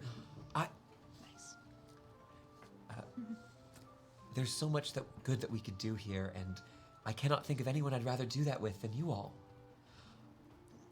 As Father was saying, we do have a concern for today, though. Most of my work will be intermittent. Every once in a while, I might have a place for you to go.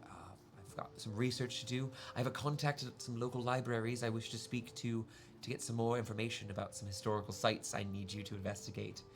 But our carriage, when we stopped last night at our inn, our driver and guard, we had him go to the stables, and we've not seen him again. Lord Kryvar kind of interrupts here, and the Dragon Warden speaks. He's a good man, but he appears to have once again gotten himself lost.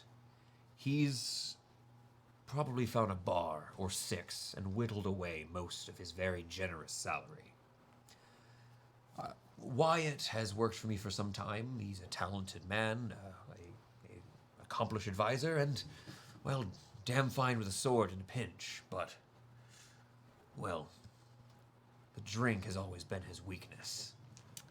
All right, so I have some ideas. We should probably get you guys somewhere set up. You know, I know Kryvar, you will probably likely. Oh, I've got my accommodations. I've an arrangement to meet with a beautiful lady.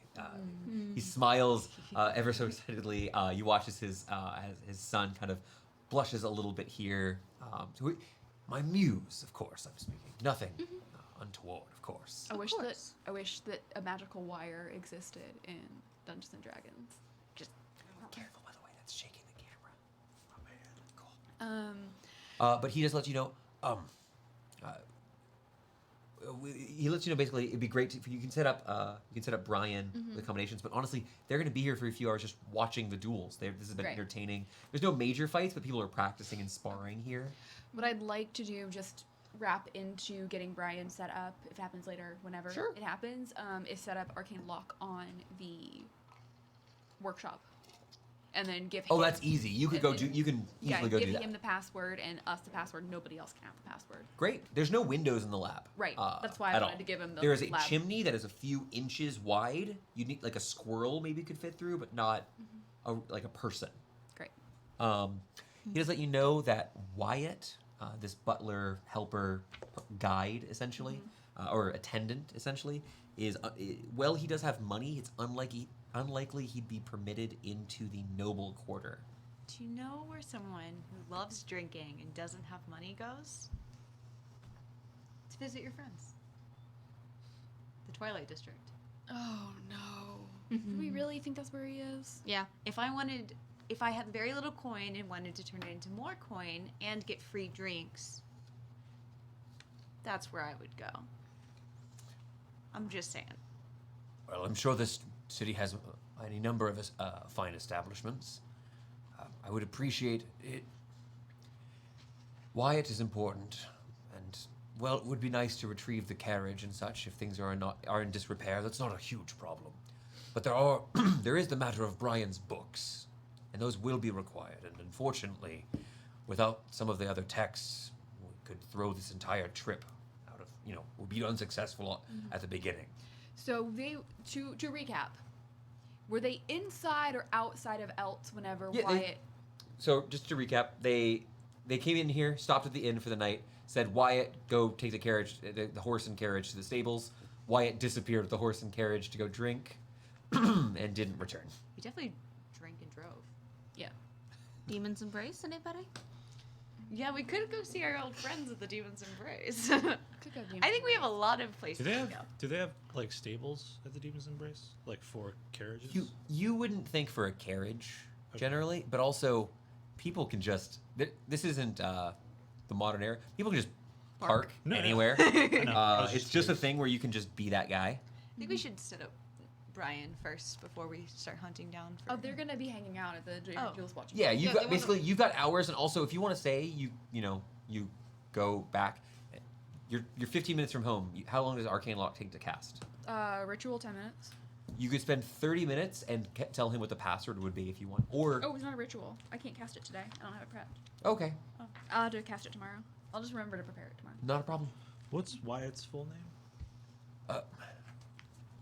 Technically speaking, and this is a matter I've wished to discuss with him for some time, though he's a stubborn sort of man.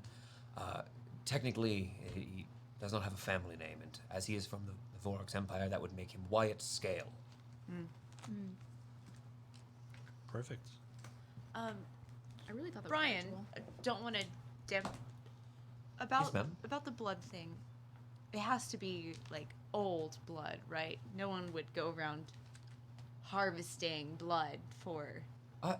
I'm simply suggesting that we find places where previous societies lived and whatever determine why it is that where this battle took place, the land is filled with magic. Magic comes in many forms. If we could know why it worked here, we could build that out into something that doesn't involve pain. Yeah. No. I love that. Just Yeah, imagine he's not the suggesting initial. bloodletting people, and he doesn't know this all works yet. Yeah. The goal He's of the next looking at moment. theory. Yeah. Yeah, Yeah. I'll he's doing science. I'll defend herself for doing. I think you can understand why the idea of bloodletting elves Oh. scares us.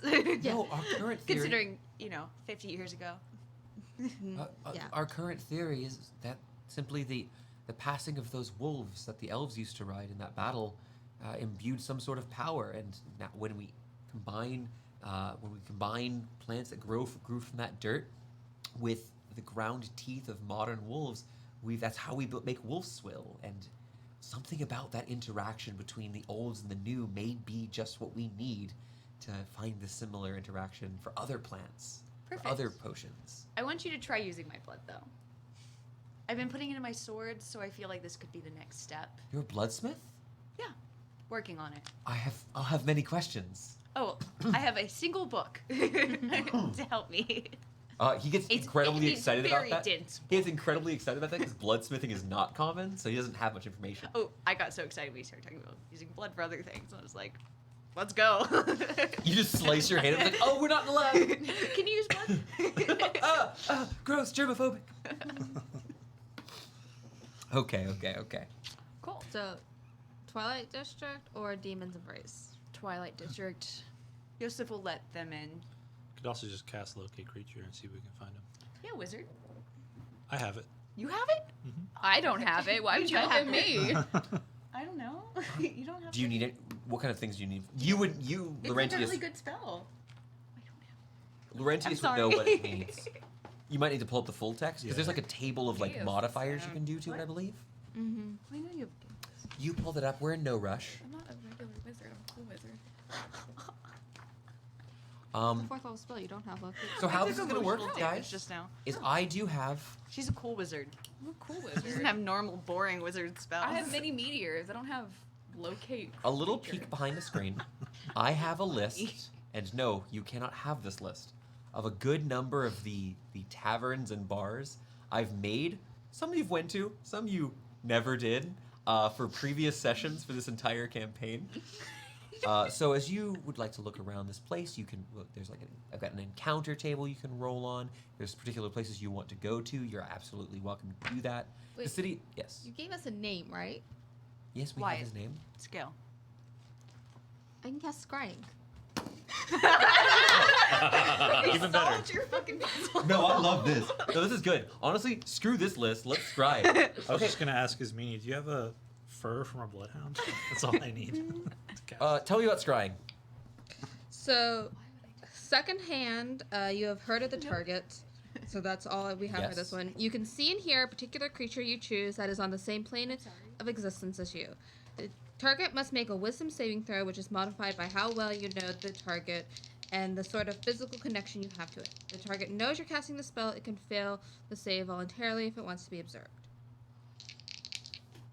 They don't happen to have anything of his, do they? Let me just tell you one thing. The reason I didn't, I was just going to roll so then we can determine all the modifiers is because that's a 3. A math Okay. 3. Okay. Okay, I want to ask, because this is your magic. Even when, if you were to cast Fireball and Ismene was to cast Fireball, they wouldn't be the same. You're different kinds of spellcasters, you're different kind of people. When you cast Scrying, I know you have a crystal ball. Now, what does it look like? Where do you foresee this being? Is it from his point of view? Is it from above, like it's looking from the moon down? Above, yeah, it's the moonlight looking down on him and seeing where he is. Okay. Kind of around him. So as you're sitting here in the Daring Duelist, you're asked, can you go on a bar crawl looking for a guy who's probably crawling because of the bar? You instead pull a crystal ball out, put it on the table. One sec, let me dial him out. Dial out. What's the number to dial out again? You pull a crystal ball and you begin casting this spell. As you trace a circle around the crystal ball, it lifts ever so slightly off the pedestal. I imagine it's a small thing, like a Yeah, it's baseball very size. small. It's not a huge ornate thing. No. It's otherwise a clear. It doesn't even tend to refract much light. It's barely perceptible sphere, but it lifts up ever so slightly before flashing with white light, shimmering in blue as well as aura of blue light around it. Even in the brightest of days, the Moon Mother still gazes down on all of creation here. We see from above birds flying through the sky up above, past a large structure painted yellow on the front of it, towards the alley just outside of it. Let me jump forward a few pages real quick so I can get the description. You see a man dressed in a fine uniform. This bleached white shirt, black trousers, a tailcoat with a large tear in it. You can see all of this has been marred with dirt and mud. There's a little bit of blood on one of the shoulders, and all of it's messed up with yesterday's sick. The man here has a belly that is jolly with years of drinking, and you can see that he's kind of lying there. One hand is just laying on the stone. The other one is kind of balancing a tankard on his larger belly here, and you can see that he's fully asleep. This big manicured beard sunk into the beard, the tankard here, and he is. The moon, from your perspective here, it doesn't quite look like daytime here. It looks like it's actually you're seeing it as if it was under a full moon. Is how I'm picturing kind of how you see your scrying spell here. Did you have a question, Victoria? When this is over. But as you see him here, kind of looking around, because it kind of like moves, you're able to like look around the sides of this. You do, well, you're not familiar with this particular structure, this yellow building necessarily. You can see that on one side of it is a tall wall adorned with these small winged elephants. You see the outer edges of the noble quarter known as Hollyfanter, the outside of that. And on the other side, I'm gonna go ahead and get a bicycle out for something real quick. On the other side of this, you do see rows of streets here with what looks to just straight up be brigands walking openly, carrying their weapons out and about. The sounds of cheering and gambling in the distance as hanging lanterns with this dim red light as you see the Twilight District on full display here. Clella, here you go. Here's that bicycle here, because you were entirely correct. You see him lying here in the Twilight District next to some sort of yellow structure. No, it is still a large area. It would still take you a little bit to find here, unless... How does the spell... Does it give you... I mean, there's no coordinates for it to give you. No. He's in Eltz. He's in the Twilight District. That's where He's locate asleep. creature comes in handy. Locate creature with this would make it really easy for sure. You've also now seen him, by the way. Right. I don't know if that affects locate creature. Just need the name. Creates an invisible sensor within 10 feet of the target, and it moves with the target for the Yes. duration. What's the duration of this spell? You can also pick up and hold the 10 shrine. minutes. 10 minutes. You don't have to stay sitting here anymore. Now that you've cast the spell, you can pick it up. If you want it to levitate in your hand too, Yeah. that's... Oh, heck Hold yeah. it out and You can kind of lift it up in front of you. That's cool magic stuff. Why not? Magic's cool. Magic is cool fun. as heck. It is pretty cool. But you know that it only lasts 10 minutes. It is going to take you, depending on where along that wall he is, it could take you up to 30 minutes. Because, you have to go walk the whole length of it, potentially. But it can't be that hard to find. Like, unless he's suddenly attacked right now, he's a guy who's passed out in an alley. Kryvar here, are you letting them see this? This is yeah, happening? everyone can just see Oh, it. I am embarrassed, but Never seen a dragon I owe- blush. Yeah, you do see a hint of red peeking through his white scales on his face. You can see that he kind of looks a little bit embarrassed, but I would hope you would judge him more fairly than this sort of situation would normally afford him. He has done many a great service to me, and I trust him, even if he does have his failings. We've all woken up in alleyways. No judgment Indeed. here. Indeed. I think Ismene and I are the only sane ones here. Oh, I just wanted to be included. Ma, you've never passed out in an alley? No. Priests. Excuse me, I grew up in a forest. We passed Oh. out in the trees. Are you? I have seen how they drink in Tayrilla. You have passed down in a tree. Yeah, you No, passed out in a tree. you have fallen out of a tree before. Yeah. Best way to break your arm in Tayrilla. But okay, so knowing this information,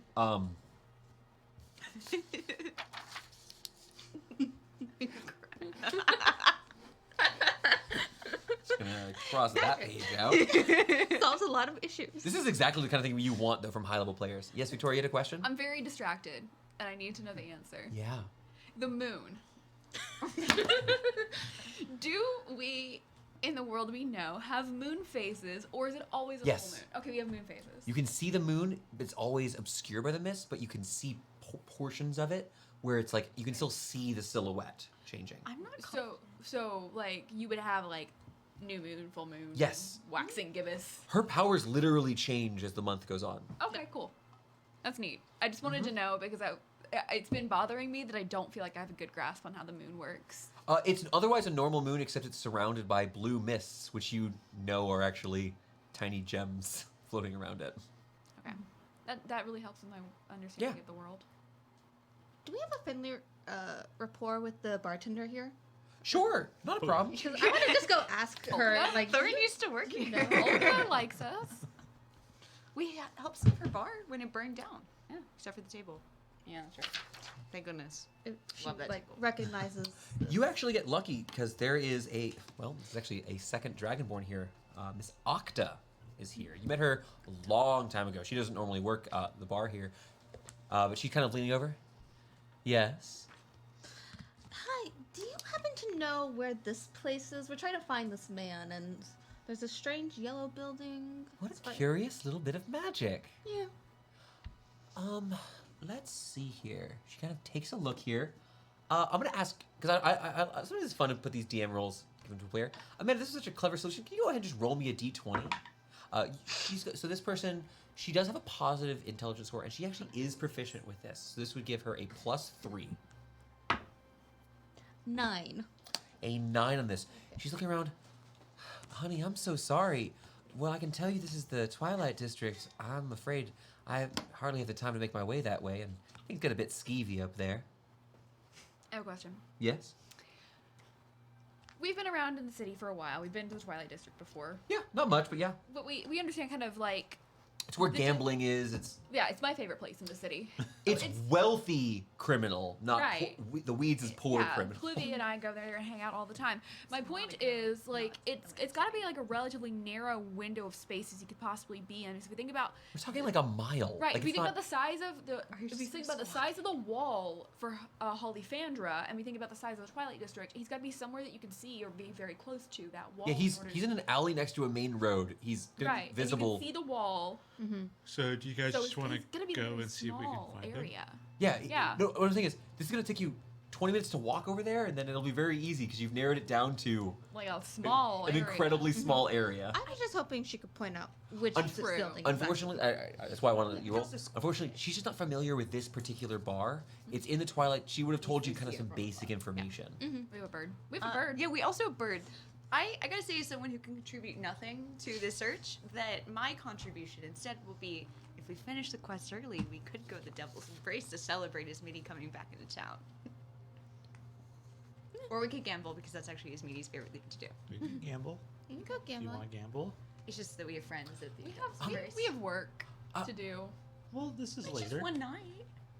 Tonight, after we get Brian Yeah, settled. after we do all of our stuff for the day. I would actually like to offer a bit of a down payment, if that would be all right. Well, we've negotiated the coin before all this. I do wish to ask, Lady Callister, I was given a bit of information from a friend of a friend, and I believe this would be interesting to you, to all of you. He pulls out a scroll case, or a case with a bit of parchment and hands it to you. There is, kind of peering into this, it looks like to be a list of names and just a bit of information here. He'll kind of give you an overview of it. A friend of mine reached out with telling me about some questions you wanted answers to. This is about a ship that is on its way to the city now. Won't be here for a week still, but it's known as the Wind Rider. It should be docking soon, and well, there are 24 Aarakocra patriots set to board it. I've been told that you've been looking for this sort of thing. I have been. Well, I have their names, and should you wish to seek them out or talk with the captain of the Wind Rider, I think this could be helpful to you. Great. How long does this last? An hour. Okay. But so you've got time. The ship's not here. The Aarakocrans are going to just be loosely around the city, but they're intending on getting on the boat. Yeah, I need to buy one spell. Sure, easy. To work. You can do that on a day off. Not a problem. It's a first level spell. Well, if you wouldn't mind retrieving Wyatt for us, it would be greatly appreciated. Of course. Now, I'm gonna see. Get back up there and kick his ass. He calls down. He sits down and watches. You see at this point the man's having been healed up, stands up and gets ready for another fight against the dwarf. I also happen to teach one thing. Cool. Ismene learns a new spell. Yeah. Maybe we'll learn a new spell at some point in the near future. Yeah, Sure. very instantly. Very instantly. Because it only costs like 50 gold. If you didn't have it, it only costs like 50 gold to buy it. Yeah. So, Just save you the Sure. yeah. save the coin. Give it to the kids. All right, so let's head up. You know what? Let's head up. Let's head towards the Twilight District. Make our way towards a nice, a beautiful, a beautifully wretched hive of scum and villainy. Let's say. There's places. There's all sorts of casinos, gambling halls, pleasure dens. It's a rough and fun part of town.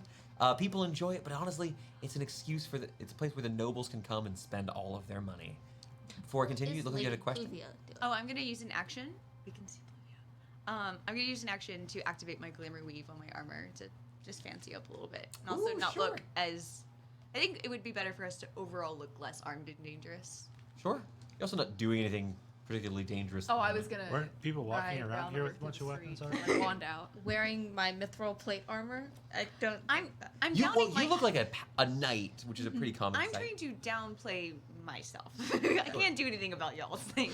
You do just wear kind of like normal clothes Yeah. over a breastplate. I'm wearing normal, Really ostentatious nice. clothes. Don't you have really nice shoes Yeah. and really nice cloak? I mean, they got know. there's And there jacket. there's a couple holes patched on them, but they're still They're pretty a little nice. old now. They're a little worn.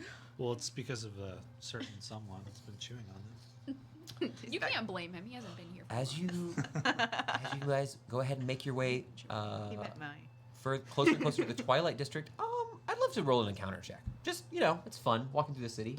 I'm sure Clella won't get shot with an arrow this time. Maybe. Connor, roll me a d20. Connor's always the first to go for encounter checks, and I love it because it sets the tone. Also, he rolls well. Wait. No, it doesn't. 10. Oh, perfectly Right in average. the middle. Right in the middle. That's my nickname in high school.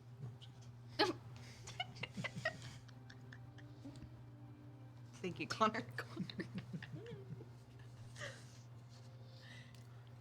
As you're passing through town, making your way through Pirewood Row towards Little Barbada, just trying to get closer and closer to the Twilight District, you end up spotting another kind of busy scene here.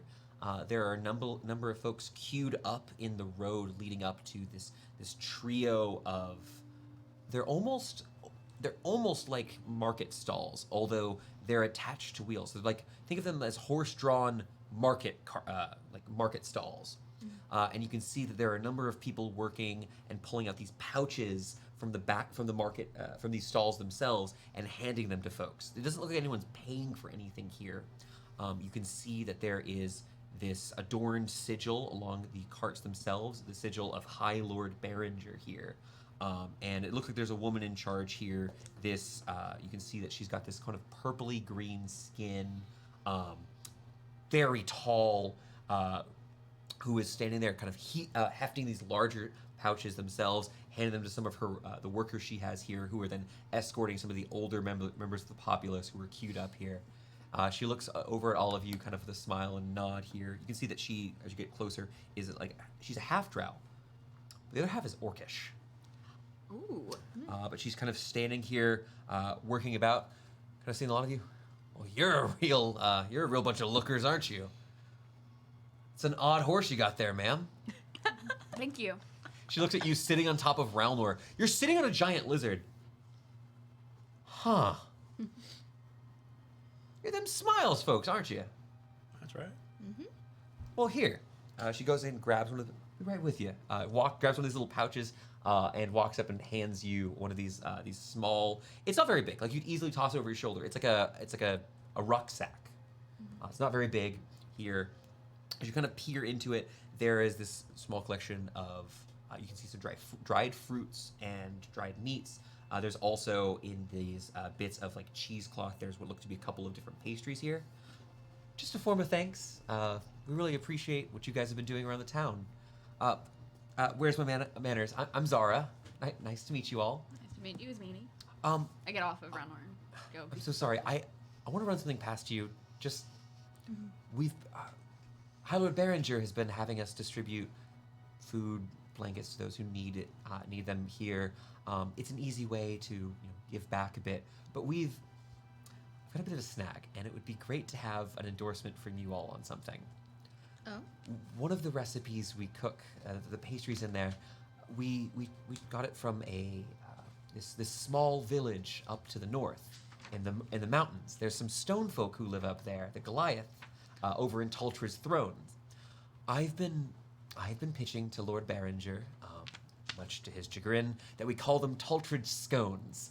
And he does not like that we're using puns, but it'd be fun, the children would like it, and if I could say I had your backing on this. 100%. The Defiant Smiles fully put their weight behind Taltridge Scone. Also, I feel like if you told the Goliaths there, they would love that idea. Of course. I'm surprised they don't already call A them few of the men and women Scone. came down from the Murloc and have been helping with Lord Berenger's work. Oh, we'll have to stop by and say hi. Okay, excellent. She kind of studies you all as if she's going to answer a questionnaire on what you look like for a moment here. Okay. Also, quick question. Is this does he have a program in place where they amass this into one place and then distribute it through the city? A lot of it's imported on some of his ships he owns. And if we added funds to it, could we get it in not New Dunsmith? So you're asking if she Could we help widen the distribution center? That would be fantastic. I mean, this is something I've been working on under the High Lord's help for a bit, but every copper counts. How much is an initial investment? She's like, I Right to run. Lord I hands. Farrington. She hands out bags on the street of bags of food and blankets to you people. can just let us know later. We will talk with Lord Farringer. We'll ask him. We'll write him a letter But and ask him. If you do talk to him and you want to let him know that I recruited you to help us, that would mean a lot, actually. Yeah. Absolutely. Lady Zara helped us. Oh no, lady. She kind of just shrugs. just Zara. But you're helping people. Make a myth It's the run. most noble thing you carrying can do. Yeah, we can make She Immersed nods. do it on his runs. She nods, kind of side eyes one of these people who's clearly hiding another one of these little satchels. Pulls a scone out, takes a bite of it, and hands him the rest of the bag here. Nice. But they just got a bunch. She's just distributing some I just materials. think we should She's get like, in on Meals on Wheels. No. It is. You know, I actually had a problem with some of my notes. Do you want me to call it Mobile Loaves and Fishes? No.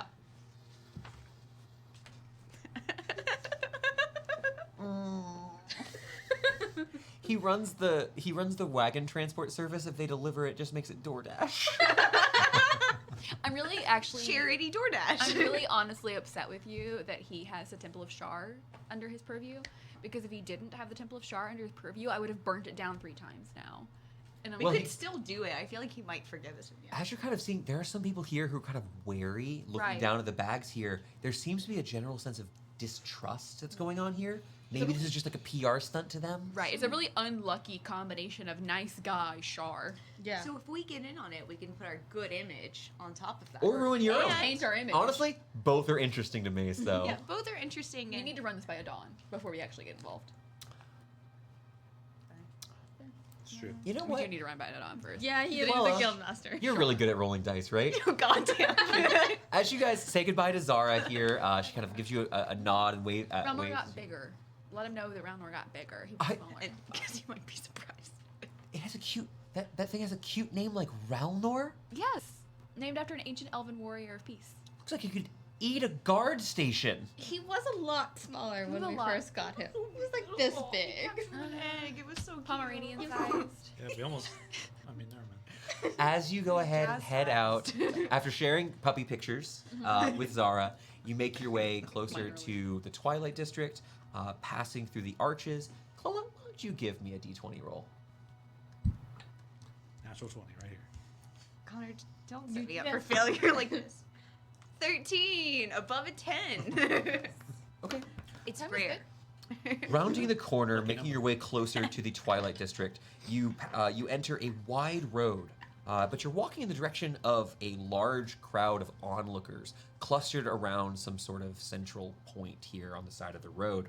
Whatever ruckus had happened here seems to have begun the process of like it's fading. The interest in the crowd is dispersing somewhat.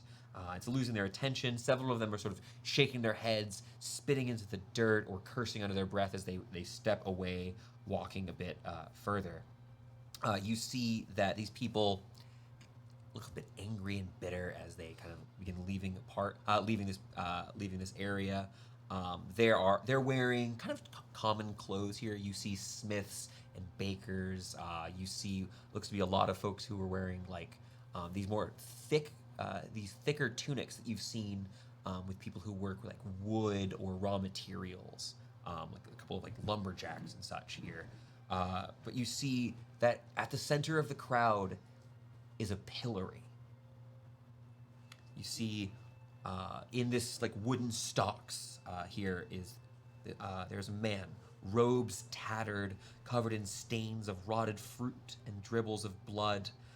You see a gash along his brow here, an elven priest. The pillory is covered with similar bits of filth here. The words "Faithbreaker" painted in bright blue letters here at the front, crude and brutish. Near the pillory is a stocky dwarf in one of those thick brown tunics, hand axe on his hip, and in his hands he holds a wooden amulet on a snapped cord. He holds it above his head and appears to have been like shouting at the crowd here in anger. You can see the knuckles on this man on both of his hands are crimson, like he's been hitting something repeatedly. Furious and angry, he shouts about the Faithbreaker, taking this thing above his hand, looks about to toss it to the ground. I'm gonna take a quick break here. Leave you right at this moment. Let you guys decide your plan of attack here as we go fill up our drinks. Maybe have a quick potty break. And you right there. Yes, you. Stay there. We're going to be right back in just a couple of minutes here. Don't go anywhere. And we're going to continue to see how you guys handle, a bit of a problem, a pillory problem, if you will. All right. Be right back.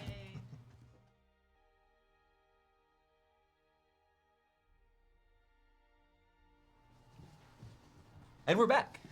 Hey, everyone. Hello. All right. Thank you so much for your patience.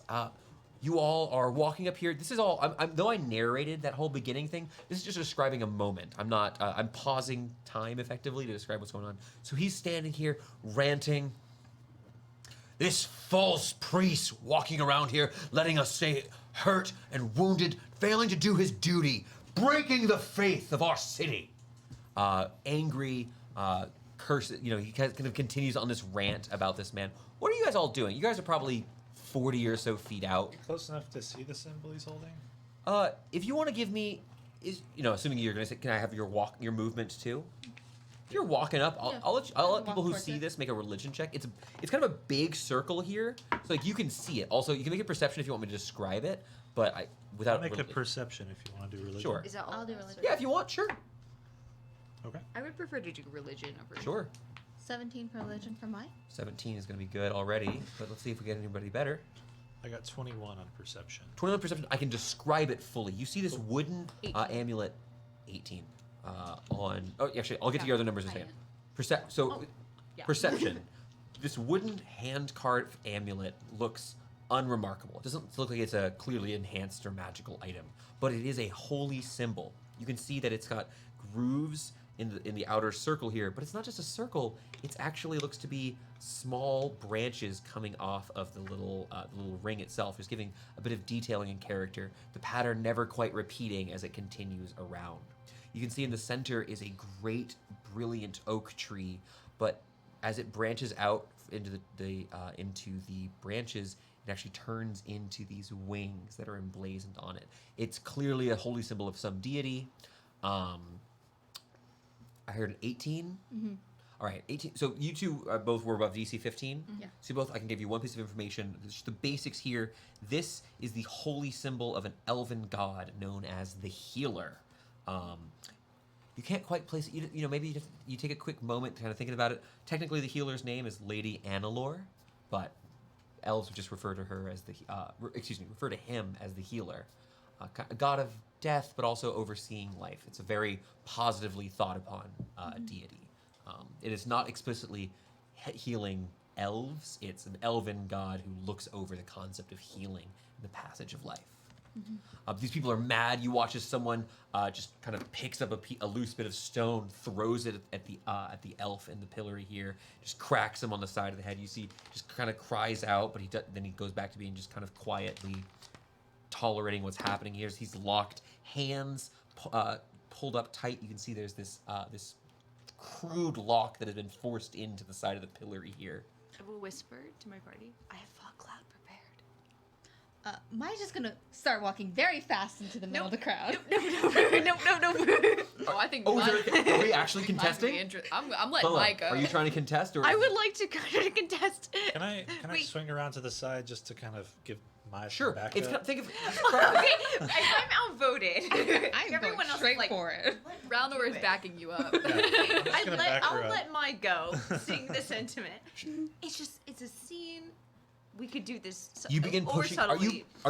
you being polite? Or are you actively pushing through this crowd? I think it was kind of polite about it. Give me a strength check as you just kind of pushing through here. Assassin's This isn't Creed very style. hard here, and I'll actually say because of your armor, if you want to roll with advantage here, because you're kind of just you're shoving people, you're pushing these big pieces of big bulky pieces of metal. 18. Easy, almost like it wasn't difficult terrain here. You just begin shoving through here. People kind of like turning, crying out, kind of seeing this, and you see you've pushed through a couple of rows here. People trying to start stepping out of the way of this. Do you look angry? No, I'm calm. You're just calm. Yeah. which Big, is probably strong worse. lady, Assertive. staff in her hand, just marching forward with this white wooden staff. People getting kind of parting and looking up here. The dwarven man kind of turns, seeing you in his hands, looks at you, drops the sigil, the symbol on the ground. Now what's this then? I just slowly lean down and I pick up the sigil, dust it off a little bit, and I go, What are you doing? Putting a display on for what will happen if more of people like this one come through here, giving false promises of healing and then leaving us battered and broken. He cost us so much coin. He cost my friends so much pain, and yet gave us nothing but lies. In Elvish, I'm going to start talking to the priest. Brother, what is your story? You see that seems kind of to stir up the dwarf a little bit mad, kind of looking back between you. Doesn't act at this moment though. See what's going on. You see the Elvenman kind of lifts his head up ever so slightly, kind of looks towards the dwarf, a bit of fear in his eyes. He's hurt. He's in this kind of situation, and he responds a very simple, short phrase to you in Elvish, and it's just sister. It's just this word. It kind of just means it's like a familial. He says the term is like a familial term for a fellow elf. It's just, I called upon the healer, and I was not heard. That was all. That's all he gives you. It's just he called upon the healer. He was not heard here. Yeah. But as he kind of speaks up, the dwarf kind of whips around, looking mad, takes a couple steps, climbing closer to the pillory once more. Put my staff out and say no. Kind of looks at you. What's all this? What healing did he promise you that he failed to accomplish? Several of my blah blah blah blah blah blah words. Several of my boys are still laid up after a lightning strike that happened down at our facility. This one said he could come and heal them, but now we're out days of work, how much coin we've lost, and O'Brien's not going to pay for this slowdown. O'Brien. Yeah, it's our boss. Makes sense. He's operating again? Yeah. It's good work, pays well. At least it does. Kind of turns over towards it when we've got people actually doing their jobs. Under what authority have you captured this man? That's what I was just gonna say. Under what authority have you captured this man? Performing a public service. If you want to complain, go speak to a guard.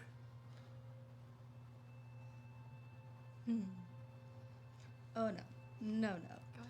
I'm going to break the law first. I'm like, nope, not having this anymore. Are we still certain we don't want to get out of the situation easily? No, we are making a point. Okay. This is not a combat initiative roll. This is we're contesting some speed here. I'd like to make a quick initiative roll contested with you. 12. Only a 7, because my cannot act fast. He is going to fully step in front of this pillar here, kind of moving here, and just you watch as no weapon drawn, pushes you on the shoulders. Need me, Mai? Hi. Just pushes you back. Hey, it's none of your business. He's Keep a fellow walking. priest. This is my business. Oh, you're another one?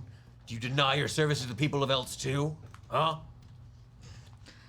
There's a strong part of mine that's really tempted to rain a fireball down, but she holds that back. She does hold that back.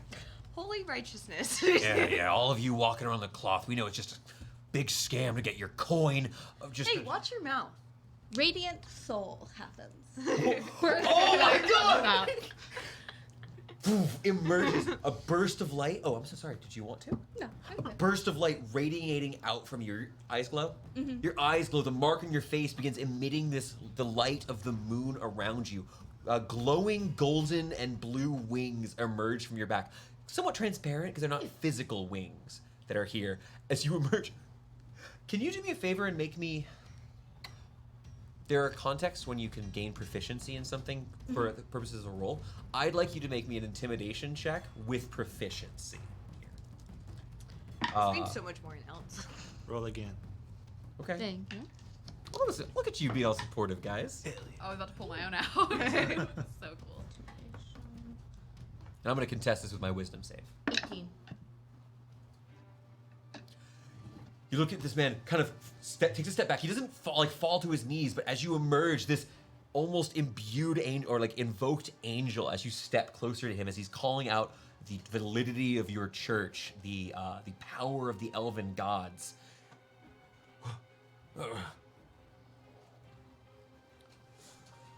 Someone's got to pay. We've had to hire another healer. It took them almost 3 days to get there. We're just now waiting for them now. We're out 300 gold pieces because of this one. 300? Healers are expensive. Even except unless they're liars like this one. There's more at work than you understand right now. Sometimes magic is failing. He looks up at your wings with a bit of confusion. Sometimes it doesn't. It's not this priest's fault.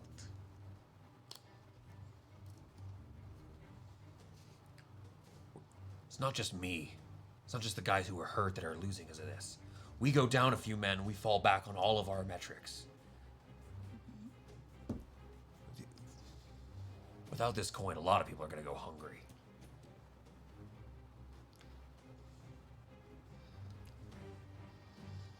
He kind of stands there. You see him kind of places his hand on his hand, like he's like reaching towards his hand axe, but he just kind of seems a little bit cowed by the angel appearing in front of him. Yeah. What change of heart do you think the city's healers magically had overnight to start having trouble? No, it's been happening for a while now. Everyone here's got a story about another healer who had promises of healing, or just abandoned their village. So after centuries, all of a sudden, we have a mass, I guess, leaving of the churches? Seems a little odd to you, doesn't it? You're right. We shouldn't trust any of them. Nope. No, Sorry, not you're saying what what she's he's saying, but he means it bad. Right. He's like, you are agreeing with he's agreeing that the churches all have a conspiracy. There's something wrong with the weave and with the magics we wield. The what? This man does not look like he knows anything about magic itself. There. Just- Do you want me to talk to him? Yeah. Hey, buddy. as he kind of flits his eyes back between the two of you, confused by this radiant angel in front of him. Let me put it in words you'll understand, buddy.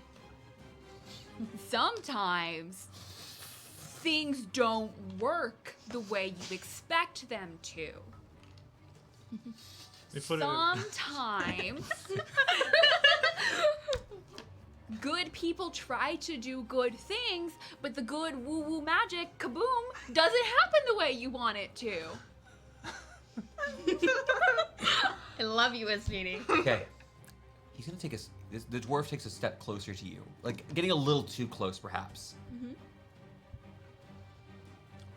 What am I supposed to tell my boys back at the site? You want me to bring his head or the coin? You tell them that you have an employer that screws his employees over anytime they have so much of a sniffle. This is not this healer's fault. Look a little to the left of what you're looking at right now and look at your employer. You're not the only person that has these kinds of complaints. We have an You angel. doofus. You have a corporation. Right. Who should go hungry for missing work? Because they're not able. You're taking your anger out in the wrong place. Well, I would absolutely consider that you two have helped each other. I think it's more fun if I let each of you roll persuasion Okay. on this. This is a big roll, I'll tell you that. Nope. All this advantage getting out of here. Oh! No. I was like, roll higher. 10. 14. Can I also reach into my pocket? This is what I was trying to avoid. Because the dice have already resolved, you can do whatever Yeah. you're trying to do, but after I explain Fair, this. fair. The man reaches for his hand axe. You watch as he pulls out his axe and just he looks like he's going to try to kill this guy. He's angry. He's confused. What is everyone doing? I Into my touched the pocket. guy. Can I? You touch the guy. Yeah. What happens? Boom. Willing target, I believe, for what you're trying to do. Oh, that's true. Come. Never mind. What are you reaching into your pocket for, Elle? You asked about that before. I pull out 5 platinum pieces. And I say, Oh, you're fast. Kind of running up. look, it's not his fault. Consider the extra money a request for forgiveness for your fellow man in the future, who are also just doing their best to make their wages. You see this man, this carpenter, kind of standing here. Just he's been driven to the point where he was going to kill a man in the streets. Reaches for it, grabs the coin, looks at it. You watch as he kind of squeezes, just kind of pressing his fingers into it. It's real. He knows it. Maybe next time put your anger towards Noah O'Brien instead. He more than deserves it. Boys, let's get out of here. Which is a couple more of the folks here from in the crowd. If we see you again, there won't be money next time. I was gonna pass Gaius. Consider that your one and only handout. I'm feeling generous today. Yeah, it's nothing to you, though. It's literally nothing. I've lost no substantial wealth. But you watch. Wasn't he asking for 300 gold? Yeah, I gave him extra to say, fuck off. Yeah. please. Isn't that only 50 gold by platinum? You did, but he's got any gold at all would ply him. Yeah. It's something. I'm not gonna give him Can I- 30 platinum Can pieces. I roll to memorize the faces in the crowd? You can certainly try. I'd like you to make an int check to try to do your best here. You may be an angel. Mm-hmm. I'm not.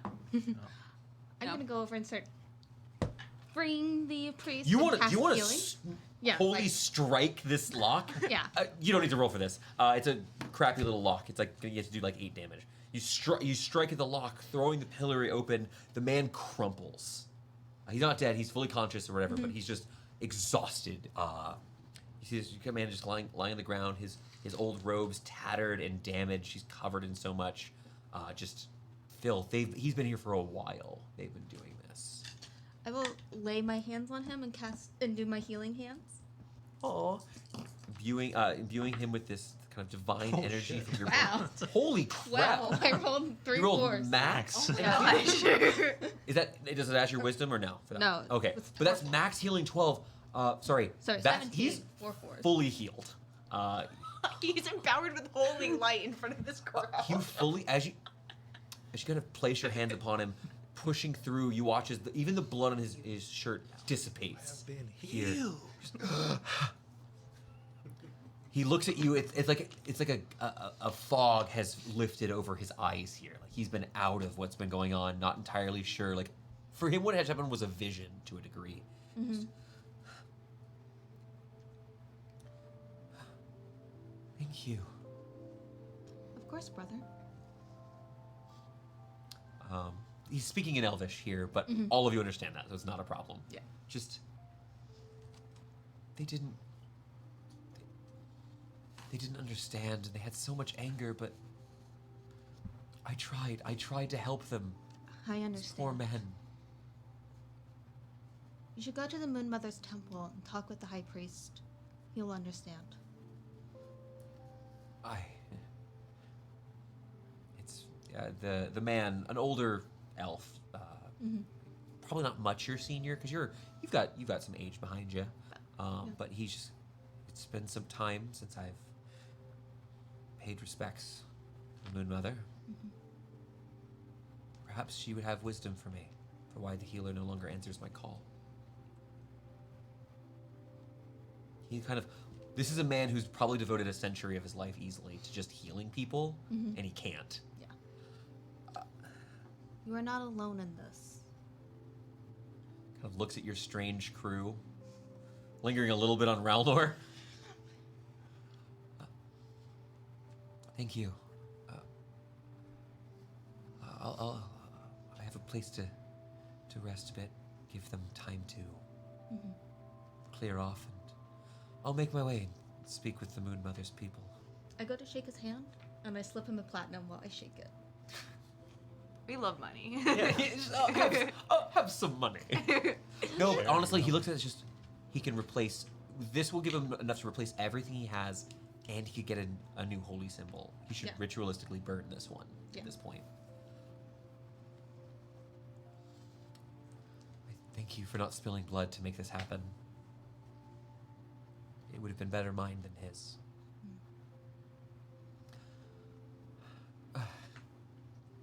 Blessings of the Seldarine upon you all.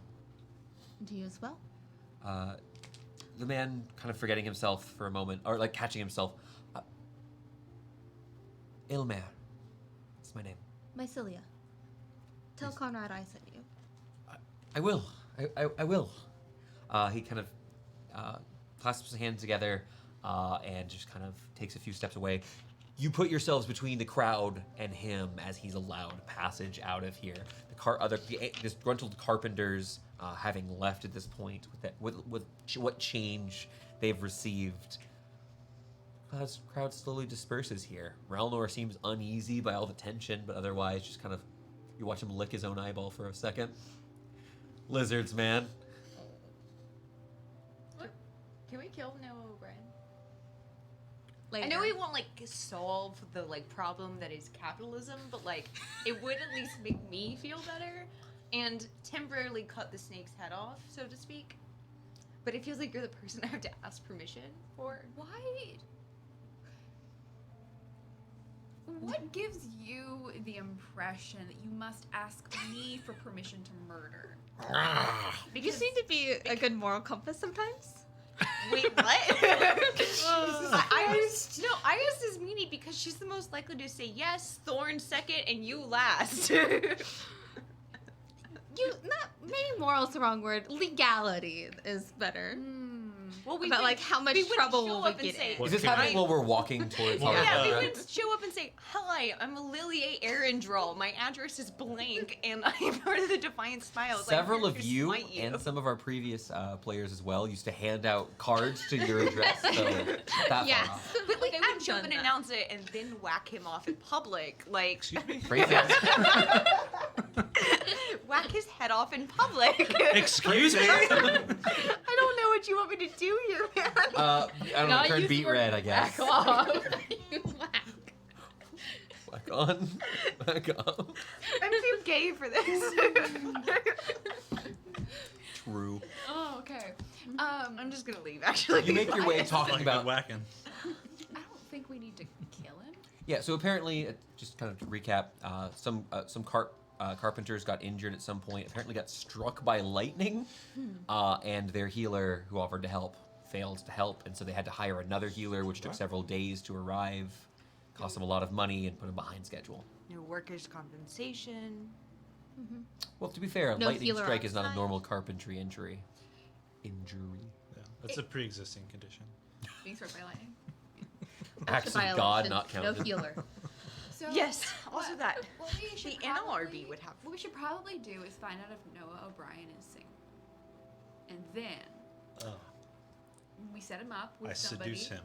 Oh, We set him up with somebody. Oh my God. On the inside, Pluvia is who I was gonna say. No. We set him up with Pluvia. Pluvia marries him. Kills him. Then we kill him. wax him. Whack him off, apparently, in the process. Black Widow style. Black Widow style. And as long as Pluvia isn't implicated in the murder, Pluvia can maintain Combo. control over O'Brien stealing. All right. Pluvia. As we make our Actually, way. for this plan, I don't super trust Pluvia's business acumen, but like, she's gotten this far in life. We She's make our pretty Define amazing. business. You guys make your way towards the Pleasure Twilight business. District. Convince There was people. some talk about using birds potentially or locate creature. How are we? You begin following the easternmost wall of the Twilight District, trying to follow that sort of that elephant gilded wall. These. You want to start with Burb? We can and start with then- Bird, and what we're gonna do is we're just gonna look for yellow. Yeah, you're just looking for yellow structures. You're gonna find that here. For yellow Give me an building. investigation check with advantage. Worst case scenario, I can do the spell. Oh my gosh, I cannot roll today. You're having a tough time, yeah. 12. Okay. It's DC 10 to locate the yellow building. It's not, or DC 10, excuse me, to locate a yellow building. Not very difficult here. You guys spend a bit of time here making your way through the Twilight District. It's an odd sort of place, being so filled with revelry, gambling, open crime in a way. There's people, walking around here. There's some folks who have been. This is a place where you come to have whatever vice you may have satisfied. And yet, right here to your right is the large wall that blocks off towards the noble quarter.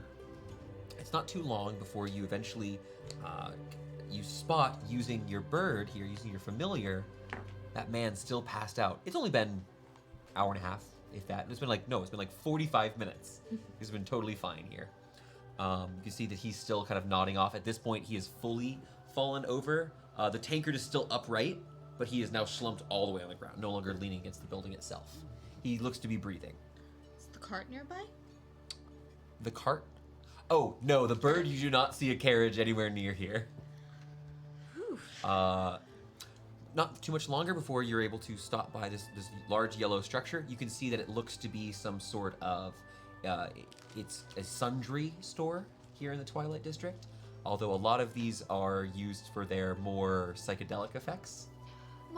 You're a cleric. Do clerics have some kind of remove poison? Smelling salts? That's a restoration. Well, so, okay, you want to walk into the alleyway at all? Yeah. All right, as you all, you know, kind of begin walking through. Gross. He's not gonna. Oh, before I touch him, can you clean him up? Yeah. I will prestidigitate him. Do you want to start casting a spell? Yeah. You watch as he stands up, tankard in one hand. He's going to reach over and grab like a piece of just wood off the ground. He's just, back you! You've not got the drop on me. Lord Album sent us.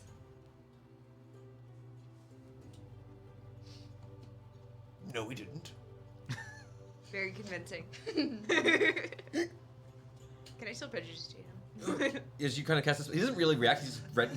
He's readying a card. As you cleanly realizes maybe you're not attacking him. Oh, sorry. He drops it to the side. I'm sorry, my good fellows, but I've had far too much to drink. Lay a hand on him reluctantly and cast Lesser Restoration on him to remove the poison. As he begins to, his drunken slurring here fades, and you watch as his face turns from one of like kind of giddy drunkenness and sick, like the sick after effects here, to scorching headache, instant massive hangover here as he's cured of his drunkenness. We gave him a hangover. He's just, oh God! Oh! Water skin? Oh! I did prestidigitate your mouth. He starts drinking it, and he starts pouring it all over his face. Oh! Oh, terribly sorry. I've had far too much to drink this eve. It's like 2 o'clock in the afternoon. Yeah. Also, you can just keep that. I didn't Been on a bender, eh? Lord Album is going to kill me. He's not very happy. Why do you think we're here? I've lost the carriage and the What? boys' stuff. Where did you lose the carriage? In a bet? A little bit. You did not. I should not have. You don't understand. The stakes were. It was incredible. The profits I could have made were worth it, and I had every right to win. He must have cheated. Who did you make the bet with? He kind of thinks about it. I don't have disadvantage on this check anymore. I hear that his drunkenness provides him disadvantage on ability checks and saving throws. Oh, that's not good anyways.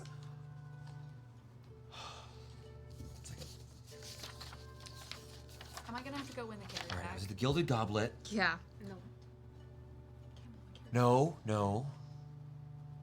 There was the Blonde. Went to the Wailing Wraith. Okay, so there were these big wigs, and they were just they were moving pieces around a board like it was dragon chess, and I thought I'd play a few games, ask some drinks, maybe see how they were doing, and then turn over a pretty penny. I was on a mean winning streak, nowhere to go but up. I ordered one too many flaming wraiths, and the rest is a blank. Where were you? I've been to a few places. Were there people singing on stage? No. There was He's the been in dance, Twilight. the dances with the big ribbons. It was a new joint. I was excited. I hadn't been here before. It was we saw the Twilight District. Perfect. I kind of gets excited realizing where he is before looking out towards the torchlight and the bright sun. He just started. The after effects of this hangover still kind of reeling over him. Anyone heard of Drunken Recall? It would be another restoration, which I don't think you'd want to spend for this. Not really, no. Also, do double check. Lesser restoration does not require damage. Greater Greater restoration restoration. is the diamond Cool. one. Just want to check. I don't have sunglasses on my character sheet. I don't know if they exist in this world. There was. This because you can prestidigitate some. It You can was- prestidigitate one half, I prestidigitate Yeah. the other. Yeah, can Can we together? we prestidigitate some sunglasses? Some darkened spectacles, if you will. Darkened spectacles. Darkened spectacles. So, this man dresses now that you've cleaned him up, a butler in sunglasses. Apparently, it's 2 different monocles. This is 2 embarrassing. different styles. Though I suppose I've already lost a sense of decorum with you as already. Yours is Love it. fancier. It looks way nicer. Nice. I think if we It walk was back after I was before we kicked do out of the Ladrone's place. It was. It wasn't the Ladrones. What was his name? It wasn't the Ladrones. The man I lost to, Mr. Donato. He was at. He's taken him a little bit to think of this place. If you'll give him just a moment. Oh, I'm sure I could. What was it called? What was it called? It was something with a B. It was named. Brovies? You're familiar with Brunella? the Twilight District, right? Yeah, Anybody is he sound jogging my familiar? memory? Give me a history check with advantage. You're more than familiar with this place. There we go. Oh, there we go. 26. 20. You've heard about this place, not directly. You've not been here quite yet. As he's kind of describing the outer decor of this place with its darkened windows and its iron gate that surrounds the outer portion of it, is a place not owned by the Ladrones, a holdout from their takeover of the Twilight District. It's a bar known as Burton's. Clientele there are wealthy. You normally would have to grease quite the palm to get in there. Yes, Burton's, as you said. Miss, I didn't catch your names. My heroes, I suppose? Ismene. Oh, Thorn? My. We're the Defiant Smiles. a portion of it. Yeah, We were we hired. represent the Defiant. You're the mercenaries that the Yes. boy's been talking about. Yes. Oh, you mustn't tell Kryvar about my state. It was. Sorry. He's heard of how I occasionally do imbibe, but he would be disappointed to find that I had been taken to such a state. Anyways, yes. In Burton's, Burdens. one of the regulars there was.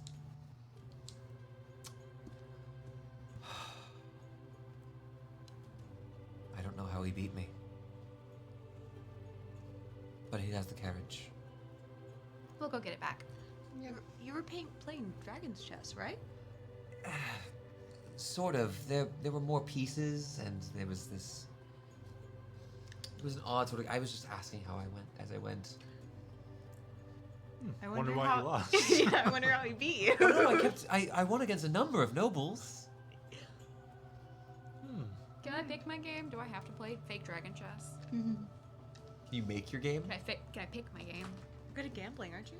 Get Poker. Playing cards. I'm good at Dragon Chess, but only normal Dragon Chess and not Twilight I District. can whip up a mean souffle. Diverse set of skills here. Could you maybe hungrily explain the game to us for all of the high-end people around you? There were Okay, easy. there were The person with a extra bunch of different types of pieces. We didn't have the same pieces as one another, and we didn't. They moved on the board to following our commands. Does this ring any bells? You can make a history check. Oh, can I make a history check? Delightful. Does a 24 do it? It does not. This is not a game you are familiar with. So That we have actually bunch tells of- us a lot. It does tell you a lot. Yeah, so it's not Elf, and it's not Issel. But as he kind of talks about this, if it's a game requiring like if their pieces are moving, it's either like an advanced like artifice thing, or it's like just straight up magical. Thank goodness we have magical. He had one of the suites at Burton's, so I would assume he'd still be there. Oh gods, I don't even have my coin purse. Oh, this is going to be a problem. Perhaps you could persuade him to... Persuade? I don't have much of a solution. Kryva's going to kill me. This is over. I should say my piece. We're gonna get the cart back. What if you, next time your boss asked you to park the car, you parked it before going on the bender? I'm not telling you not to go on the Have bender. you ever had a gilded carriage and gone through to all of the wonderful places to entertain yourself and avail yourself of drink and women alike? They will see such a beautiful pair of horses and the carriage and just know of all of... You could just buy nice clothes. I may have a and- problem. Yeah, This might be worth admitting at this point. I don't care about the alcohol so much as the stealing. I didn't mean to lose them. The boys' books. Books are so precious. Well, Wait here, because we're gonna need you to take the cart back when we get it. Certainly. I would imagine if Burton's were anything like the other establishments I went to, anytime I've been drunk, I may not be allowed back inside. If we come back and you've imbibed again, I could... No, I shall wait where you tell me to wait, actually. You're correct. I think it's a smart plan. lessons I'm spin out sorry your head for real brandishing the fast. weapon at you. I would have felt terrible had I harmed any of you. Sorry, this is Matthew laughing, not this guy laughing. He's gonna hurt you with a wooden stick. I kind of want him to try it. Well, Shall I you guess we lead can. the way? I'll we can lead the attempt way. persuasion and then spitball from there. Money has been sort of a theme of the day. Yeah, it really has. Have some money. All right, Have let's some go to money. Burton's. I just walk to Burton's. You know, we start saying we did all. Yeah, that's not a problem. He got the general instructions from him. You rolled well enough in the history. You've heard of this place, and honestly, you can ask around if you need to. You know a couple of the men who patrol the streets, not guards, just Yeah, members of Tommy's the drone boys. family. Sometimes just taking a look over the streets. Can we leave him and tell him not to leave the alley, give him some pocket jerky, and say that Yeah, if he you can touches put him- alcohol or runs away, by the time we get back, we will find him. Cool. Yeah, this guy, pretty concretely is getting help from you. He doesn't have a good incentive to not listen to you. Doesn't take long for you to find Burton's itself. You see, just as he described, this dark building, windows with this deep tint, likely some sort of magical effect, curtains drawn back. An iron gate surrounds it, and you see a man standing at the front, a Goliath. These tattoos, a series of stripes down the top of his head, these blackened ink on top of this gray ashen skin. He stands probably 7.5 feet tall, wide muscles, and this breastplate that has been put on the front of it. There's a pair of spikes that come off of one side of it here. And he kind of stands at attention near the gate. Don't know you. We're here to check out the new place. We haven't been yet. I've availed myself of all the establishments owned by little drones. I figured I'd branch out. Kind of, he looks like he's about to speak up and say something negative as he kind of gives you a once-over. But as you begin speaking, it sounded like you were trying to bring out some of that noble speech here in a moment. I belong wherever I go. It's my background. People try to make me happy. Don't recognize this lady. You don't recognize Lady Callister? I'm proficient in history, guys. Connor, go ahead for a natural 1 on the crit corner for me. That's the first one of the night. I think so. Yeah. It's the first one. Crit. First crit. First natural crit. But seeing kind of your response here looks a bit worried. I apologize, Lady Callister. You were not expected, but Burton's is a place with a high standard for entry. You must forgive me my manners, but have you an invitation? Or a gift for the owner? I'd be happy to pass either along. I don't mind leaving a gift. Would I know what a good amount for a gift would be in this sort of... I'm bribing him. Yeah. I've done this before, but I don't know, personally. 50 gold pieces is pretty reasonable. Sure, I'll... But that would be like, and if you give more, maybe some more things will happen. Who knows? I'll just drop We're going crazy today. We're gonna do 10-hole platinum. He looks at you. Came back at the right time. Yeah. As you hand this coin, and are you looking for anyone in particular? Any sort of games, revelry, women, men? I've heard word that Mr. Donato frequents this establishment, and I'd love to get a chance to play a few games with him. Oh, yeah. You and half of Hollyfandra, of course. You only want Look to out play for with the man with the red sash. You only want to play with the best. Of course, my lady. And he opens the gate for you all, and your attendants will be gaming with you as well, then. I believe so. I apologize for one last question. Is that beast mind noise? Oh, it's perfectly behaved. Sometimes the patrons get rowdy. He can behave. We could leave him outside if we. Very well. Enjoy your stay at Burton's. He opens the gate wide and allows you all entrance. We did the Lady Callister thing. It's okay. Yeah, I'm shuffling behind Lady Callister. I mean, you had your guns out right now and a tattoo up on it. You don't look like. Oh, I'm actually Lady Arendral of the Violence. I'm so sorry. Of what is the forest? Oh goodness. Jubilee. Of Jubilee. Thank Thank you. you. So sorry. But you all kind of file in. The doors themselves No, I'm gonna play. opening up as you approach, and as they do, you see that they've got this sort of soft purple, like velvet exterior that gives way to this very fine interior. You see these tall walls. At the top of them, there's these twinkling lights hidden beneath rolling black fog above you, giving this like impossibly tall night sky image to the structure itself. You can see on the far end of the room is a stage with these series of long, like lilac and like cerulean scarves or ribbons, if you will, as this turtle woman is performing some sort of dance routine. You watch as she shrinks into her shell, rolling downwards just to catch herself mere inches above the stage itself, to collapse in applause. You see fine bits of crystal being raised as some of the incredibly wealthy looking clientele here look excited. This is the least rough looking place you've been to in the Twilight District, but you're seeing powdered wigs, you're seeing fine robes, and these like puffed up gambesons, noblemen with a few buttons undone of their silken tunics, who are just sitting here. There's so much wealth on display. You can see there is a small this orb in the center of the room above a basin, which sprinkling out is just a wave of this some sort of bubbled wine. It's just emerging. There's a champagne fountain in the center of the room. It's rough.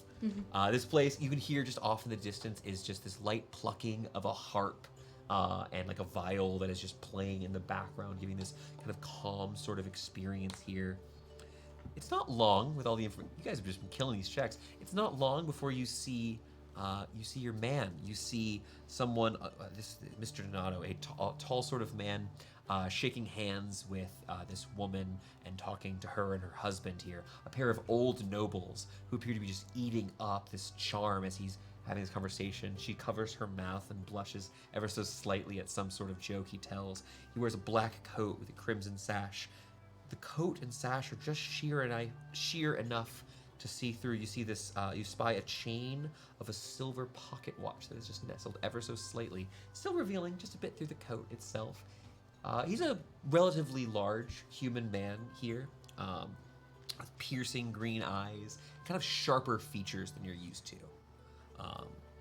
But he's just he's chatting with a couple of these two nobles, taps the man on his shoulder and steps aside and goes and begins talking with another group. This one, who seemed to be playing a couple of cards, he whispers in one's ear and then steps aside.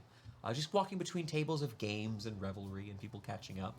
He's talking with a bunch of very wealthy people. A meanderingly beeline.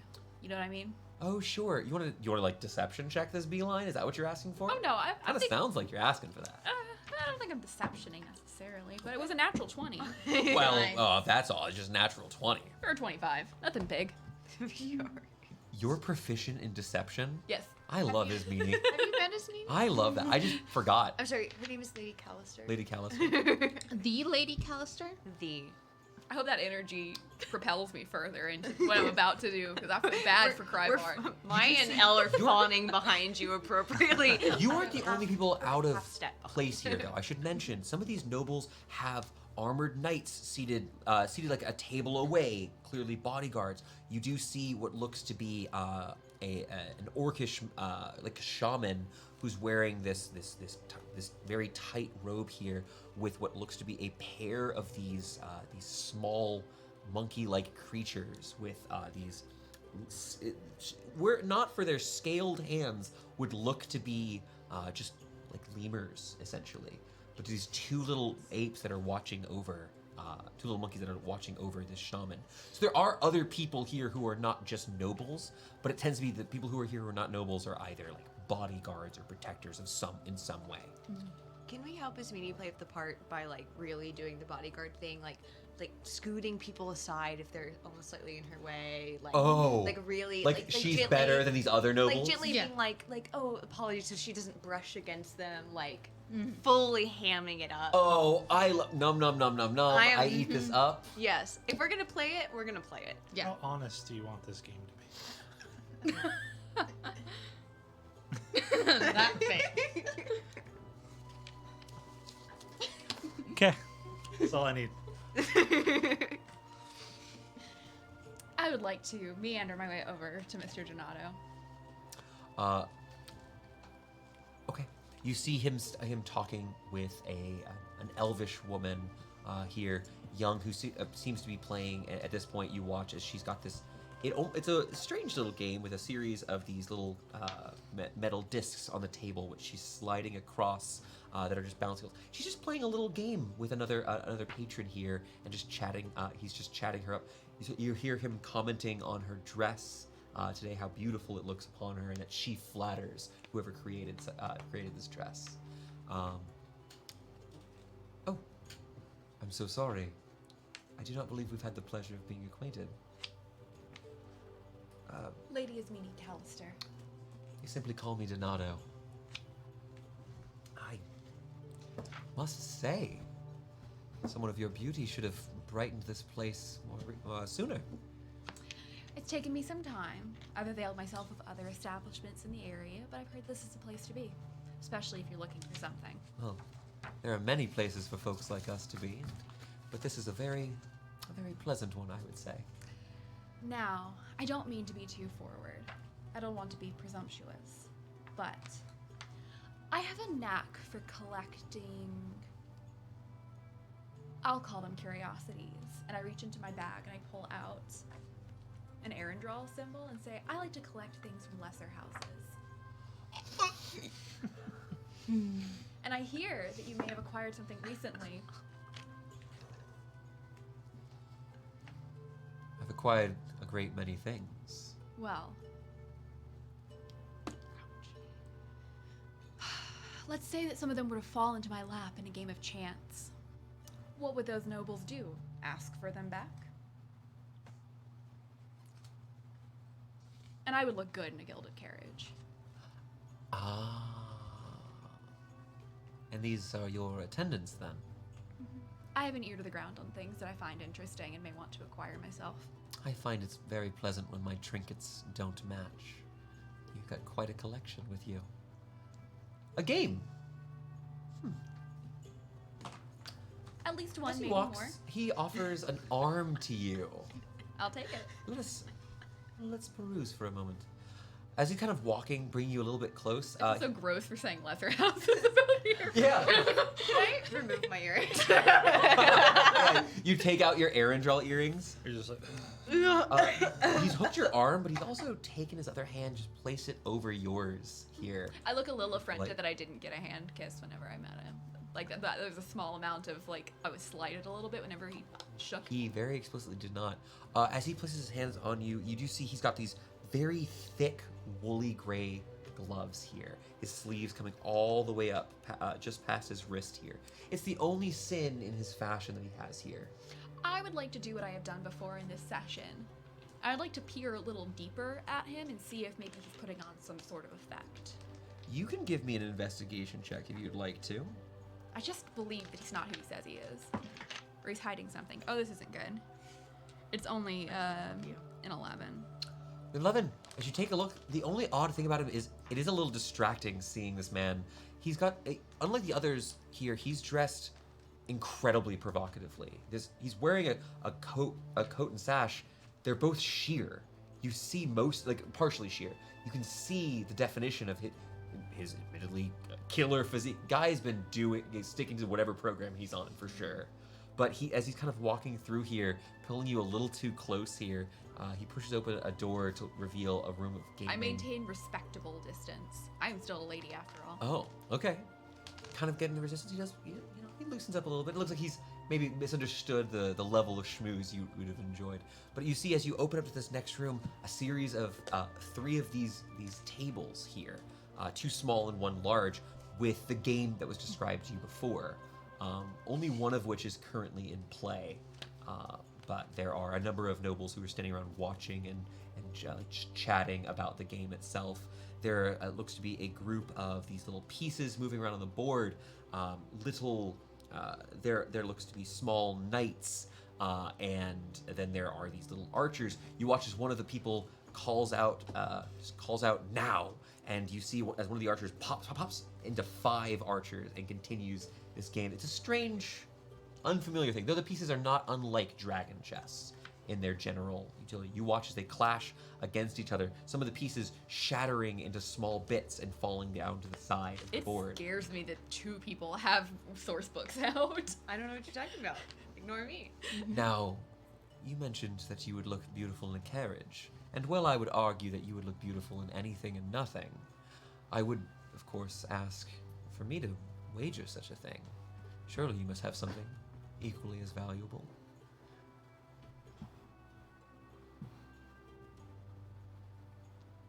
He looks at you, And a wide smile. Look over my shoulder. No. Trownmore? At a large lizard. Now that is a curiosity, isn't it? See, from my perspective, I would love to... You said your last name to him, right? Yeah. From my perspective, I'd love to flaunt my bodyguards in Lord Album's possessions. I think it would be most humorous if I were to go to some sort of dinner and my attendants were wearing his clothes. So, Well- I'm interested in the carriage, in the summation of everything inside of it. The trade of beasts is not typically permitted within Burtons, but leave us.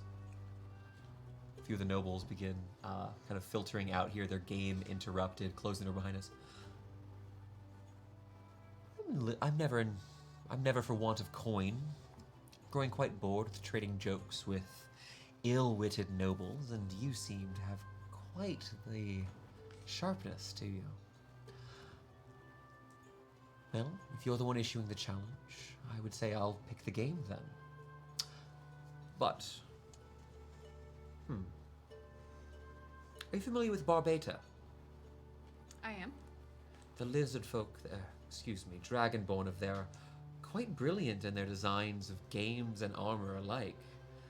They fancy this one, they call it something like Belmal, but I've taken to simply calling it Clash.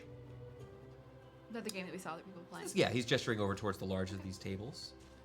Now, if you'd like to make this wager, my carriage and all that's contained within, for your creature, Ralnor just chirps that when knowing that he's being talked about, just makes a sound. Question. Yes? Can I roll?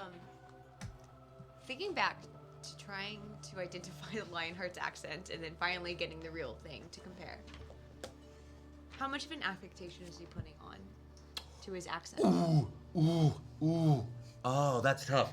Ooh, I think this is the purview of insight, but I would listen to arguments if you guys don't agree.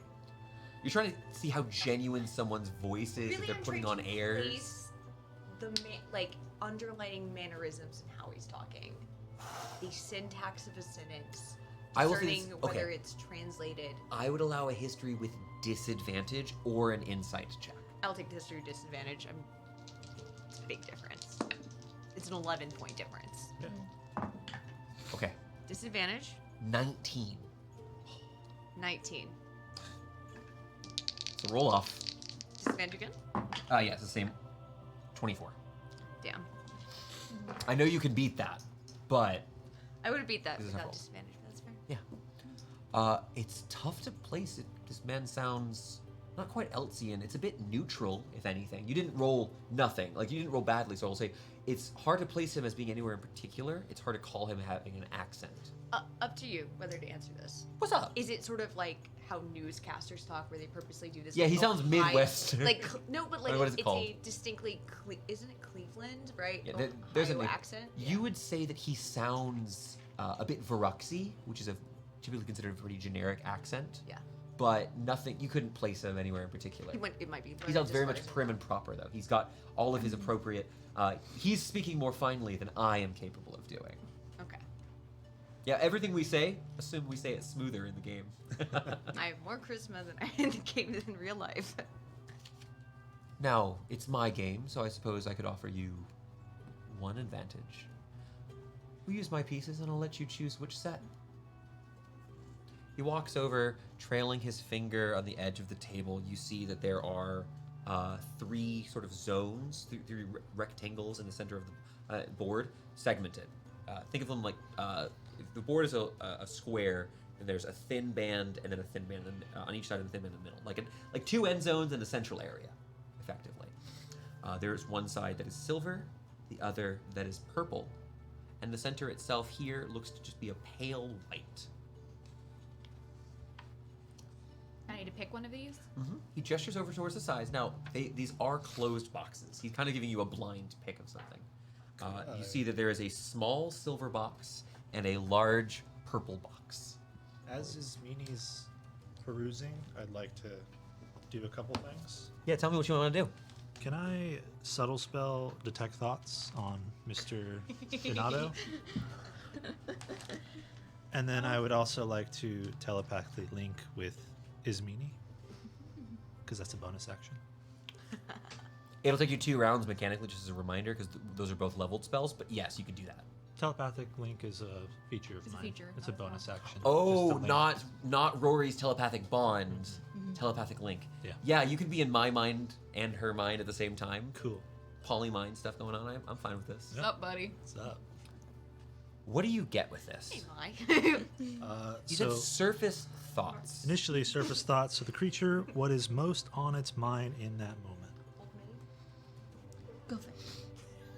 And I'm just Just listening. telling you exactly what he's thinking.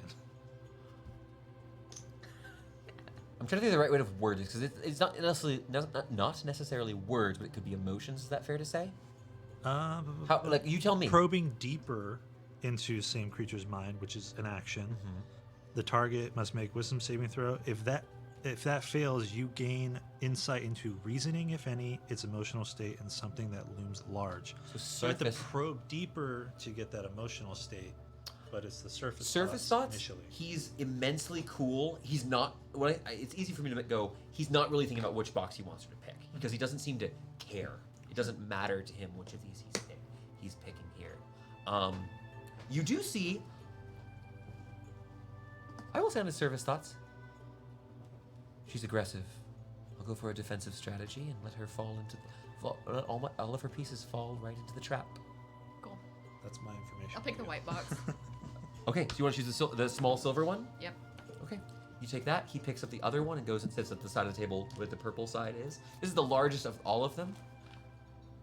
You watch as he opens up the box on his side and begins plucking out little pieces. Do you want to open your box? Yep. The box contains just 4 small pieces, painstakingly carved out of what looks to be raw platinum ore. Yeah, I think I made a bad decision. Non-forged platinum. They look like little knights with pointed helmets and kite shields. There's also a fearsome armored bear. I'm just in Thorn's head going, why did I do this? There are. You got saw this. that before You in got that other this. game. There were different number of pieces on the board. I It have seems that these. you have the less number of pieces on Right. the side of the board. I'm screwed. Well, they're different I'm so in screwed. some way. I'm so screwed. The game hasn't been explained to you. Nope. I'm so screwed.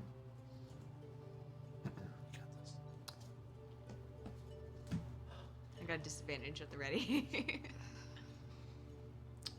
Now, Lady Callister, it was your creature for the carriage? Yes. Very well, then. I'm going to ask the entire party to roll for initiative. Including Realmor? Including Realmor.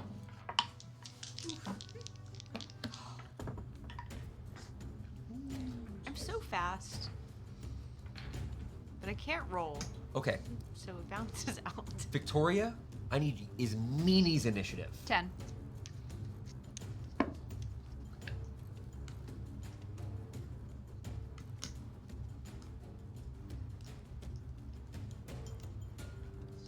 Okay. And now I'm going to go to the table. Connor, what is Laurentius? 21. 21 for Thorn. 21. Mai? 12. 12 for Mai. Ralnor? 18. Not bad. Ralnor. He's got a plus nothing. Rally Nor. Rolled an 18. And L. 8. 5 feet out. What? I am so fast. I cannot roll. Like a 3? I got a 3. Oh no! I failed the initiative puzzle. Hey, it's not that bad. We're doing all I the am- possible cheating we can, and I I don't am- know if it's gonna go well. I am the most useless in this fight because all of my wizard powers are from fighting people. You think you're the most useless? I'm stupid. You can read thoughts. All right. At most, I can You go can do the ultimate grease meaning. you. The initiative is happening a few seconds after this, but you watch as you've taken your 4 pieces. You can see that he places just calmly. There's no grid on this necessarily. There's just these 3 zones for the pieces. As he begins placing pieces, an archer, an archer, knights. You see what looks to be a small humanoid figure holding a hammer above its head. And then you see what looks to be just tiny little pieces that look very similar to the pawn in Dragon Chess. A very small, much smaller than the rest of the pieces. And finally, he places a large humanoid figure with spiked horns at the top, made of it's just massive, almost twice the size of the rest of his pieces here. Your pieces are larger than most of what's on the board here, though. As you begin placing your 4 pieces in the zone on your side. We're going to start with Donato's turn. Donato looks down at the table, and let me go ahead, real quick. Wait, did you chose silver or purple? I chose silver. Double checking. Here are the rules. Here are the controls, not the rules. There is intentionally not very much information on there yet.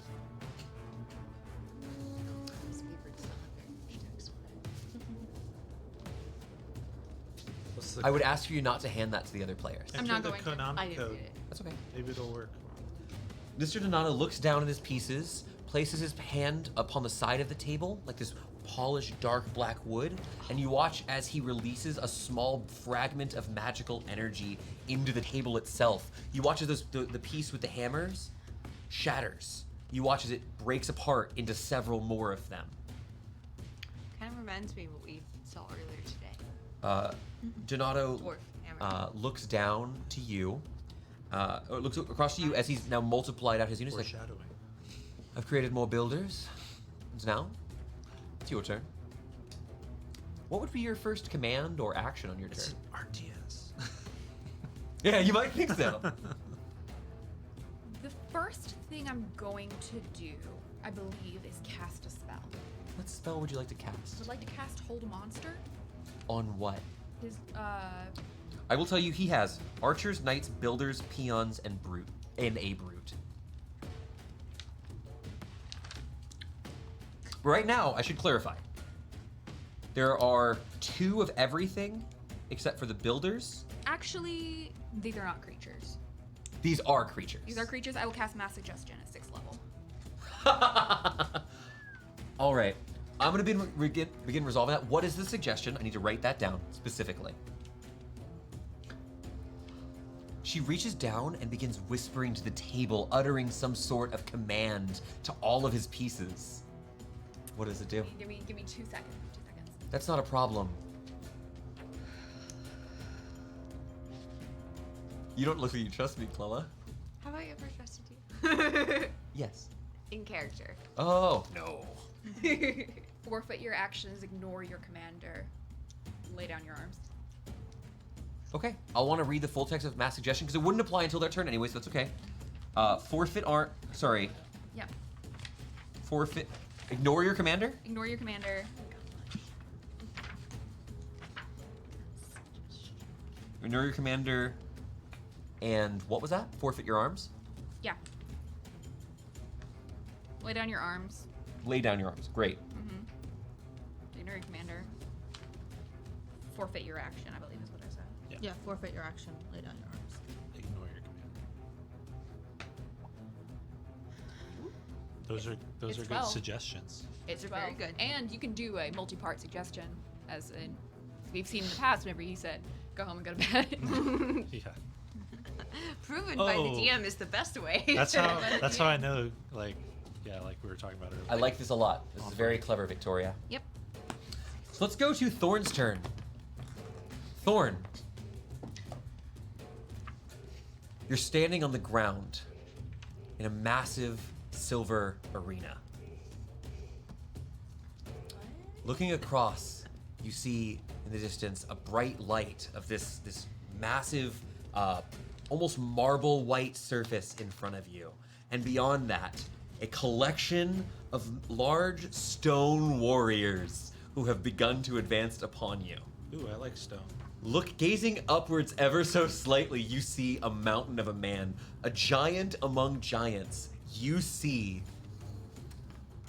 Donato sitting and looming over you as you gaze around to the massive wooden table that surrounds you. Am I not next to his... And you see the rest of your party standing there. Are we on the other side? Yes, at the start of, so this is at initiative 21, all of you become game pieces. On Victoria, Ismene's side, right? Ismene, your friends are now about 3 inches tall. Are they on my side of the board? They're on your side of the board where they're supposed to be. Yes. Okay. You're silver, they're purple, there's white in the middle. Sweet. Laurentius, you're standing here. No one asked how this game works. No one asked for any sort of questions. What are you doing? You can see currently there are I 2 didn't think archers. you could tell me, quite frankly. No, that's fine. Hey, who knows? You certainly got him to believe you're very confident this way. 2 archers, 2 knights. There are 2 builders, 2 peons, and the brute. Actually, there's a collection of builders. I'm gonna check my mind link with Ismene and say, what do I do? Yeah. You turn to look behind you. Ismene Callister is now hundreds of feet tall from your point of view and is looming over you. Psst. You see all of your friends look down at you. Victoria, talking is a free action and you can give orders to your pieces. But I'm thinking like my telepathic bond. Yeah. Is yeah. it still there? It is still there. What do I do? Only hit one at a time. Okay. Do not go for multi-target attacks. Okay. Focus fire. Got it. I'm saying that out loud. Can I move up? Yeah. So here's how this works. These zones are roughly the size that people of roughly average speed you can move to one zone at a time in a move. So you can go from your side to neutral or neutral to the enemy side for a movement. Yeah, and don't dashing advance lets you too move far. the whole length of this. You'd need to move, in case anyone had like bonus action dashes or whatever. These things are roughly like 50-ish feet wide. So I can move from You can my move zone to neutral. My zone to neutral. It's it's all theater of the mind here. We can move one zone at a time. I'll move to neutral, and that's all I can do. You can also, you're you. Oh. You're you. You have all of your things. You're just Welcome to 3 inches combat. tall now. Is there an archer I can see? Absolutely. You want to take a shot at an archer? I'll do blast. All right. You begin conjuring up these magics, and it feels strange as you pull the force from you, because it impacts you, but it doesn't feel quite as strong as normal. You launch your magic forward. Ismene, you watch as tiny bolts of force fly across the battlefield towards one of the archers. The lowest I rolled is a 12. 12 does not hit. 14? 14 does hit an archer. Okay, so I got 2 hits. I'm gonna ask Donato how the game, how scoring works in the game, what the win condition is. Am I adding my agonizing blast as well? Yeah, you're doing your total normal damage. It doesn't feel as strong because you're small. 23.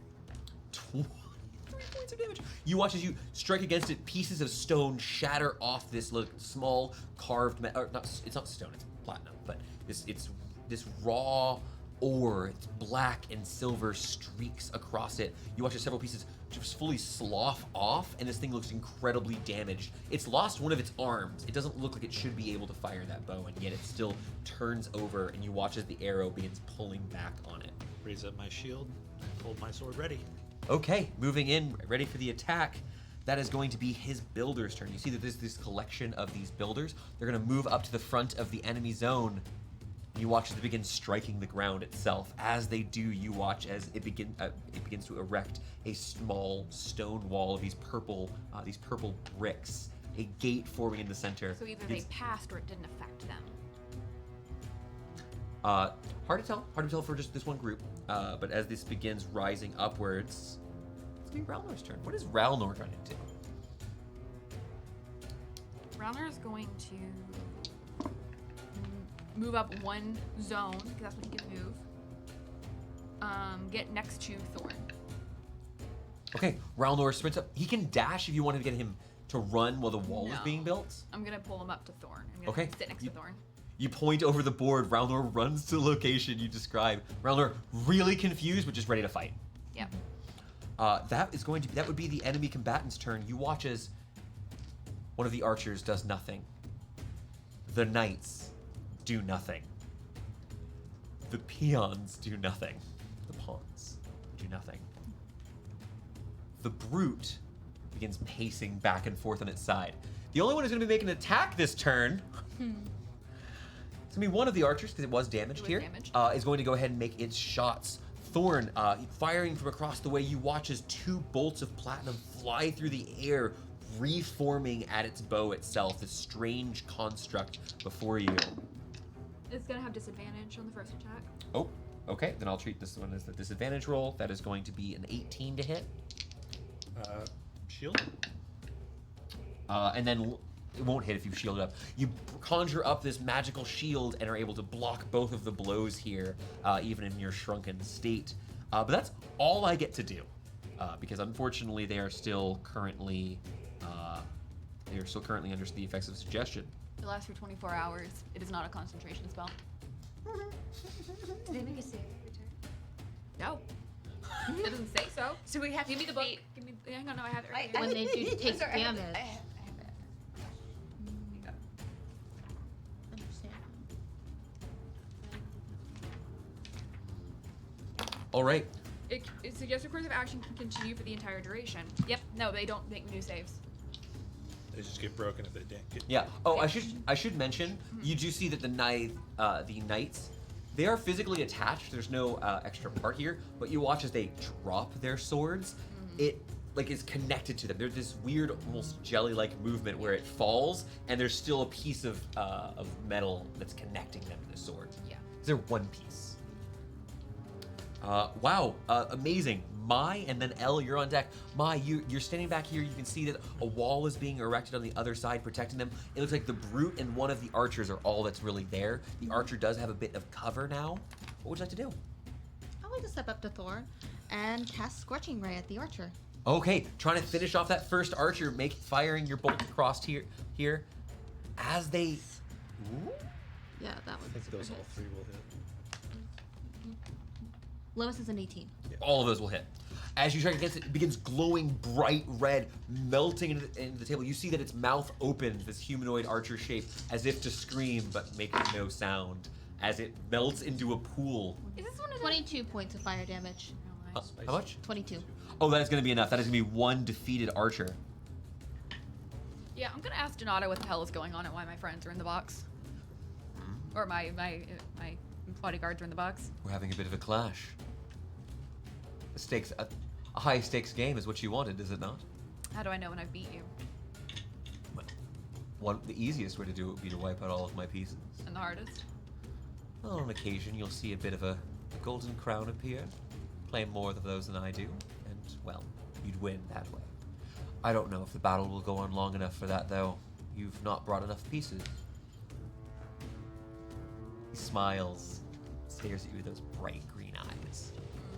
I'm That'll... curious what his real name is. Oh, rude. Rude. That is then going to be Elle. It is your turn. I move up. Yeah. Besides my friends. I discern we are not supposed to be attacking them in mass, given y'all's She said an demonstrated Yeah, I retreat. sent an You order. also Yes. heard her say Oh, that. okay, said it okay. out I loud. wasn't sure that wasn't just in Yeah. Thorn's brain. I Welcome. didn't want to act You are now a miniature in a I- board game. Yeah, I've I never asked felt this in her way brain before. and she said out. I responded to you. Yeah, exactly. I move up. I'm going to ignite my weapon with lightning damage. Lightning damage. Your weapon suddenly wreathed in this arcane lightning sparking. It actually, in this small size, the sparks themselves seem strangely large as they just hiss and pop around your blade as you're charging forwards. I say restraint. So I do a restraint thing and I drop a fireball on all the builders.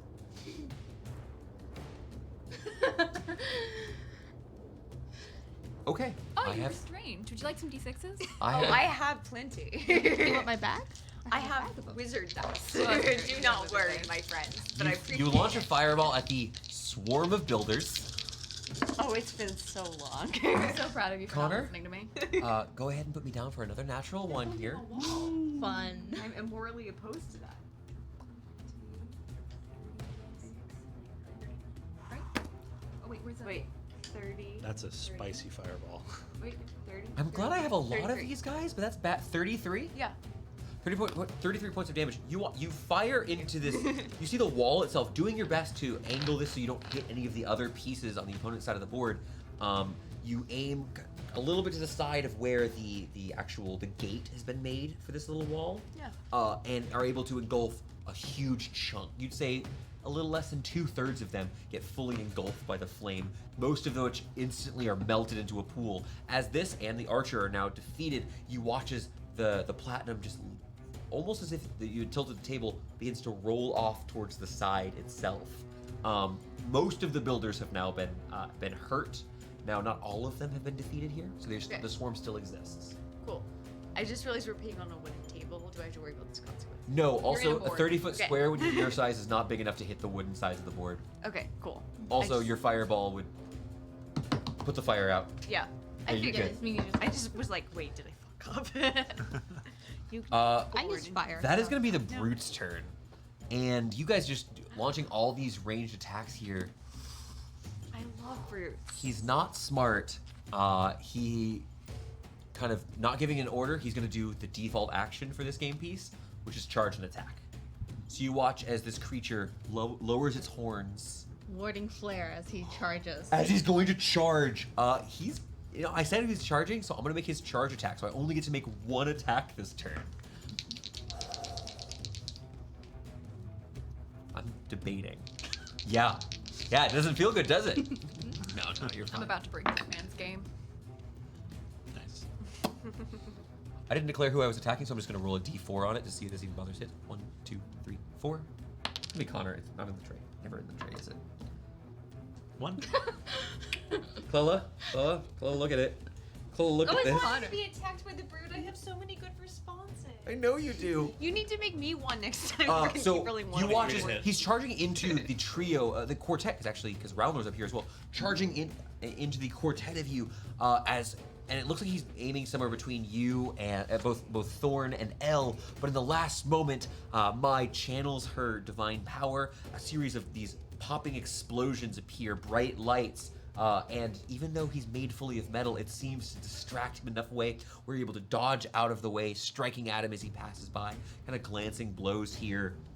As he rears his head up, he looks like a cross between a wingless demon and a minotaur. This huge piece, big muscles. He probably stands about 9 feet tall, so he's oversized compared to the rest of the pieces, all of which were slightly smaller than your size.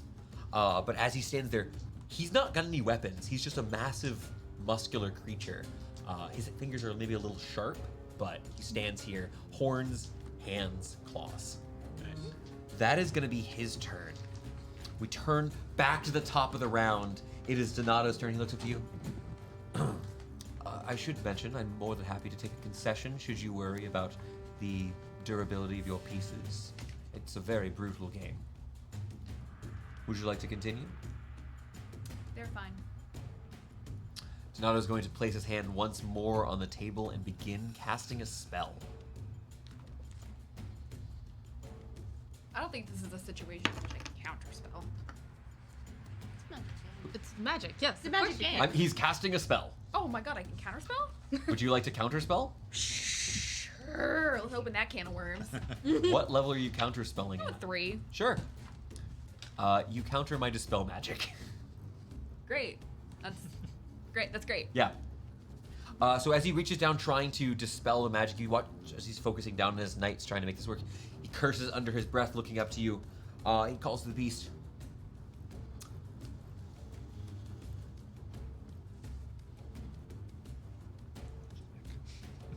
Keep them pinned down.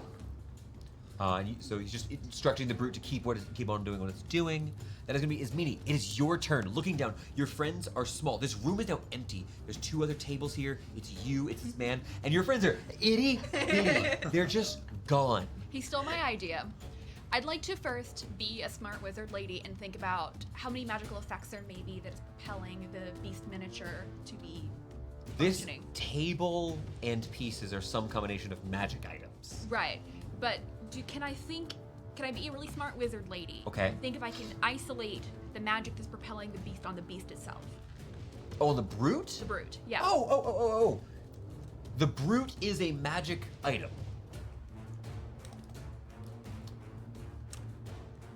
What would you like to try to do?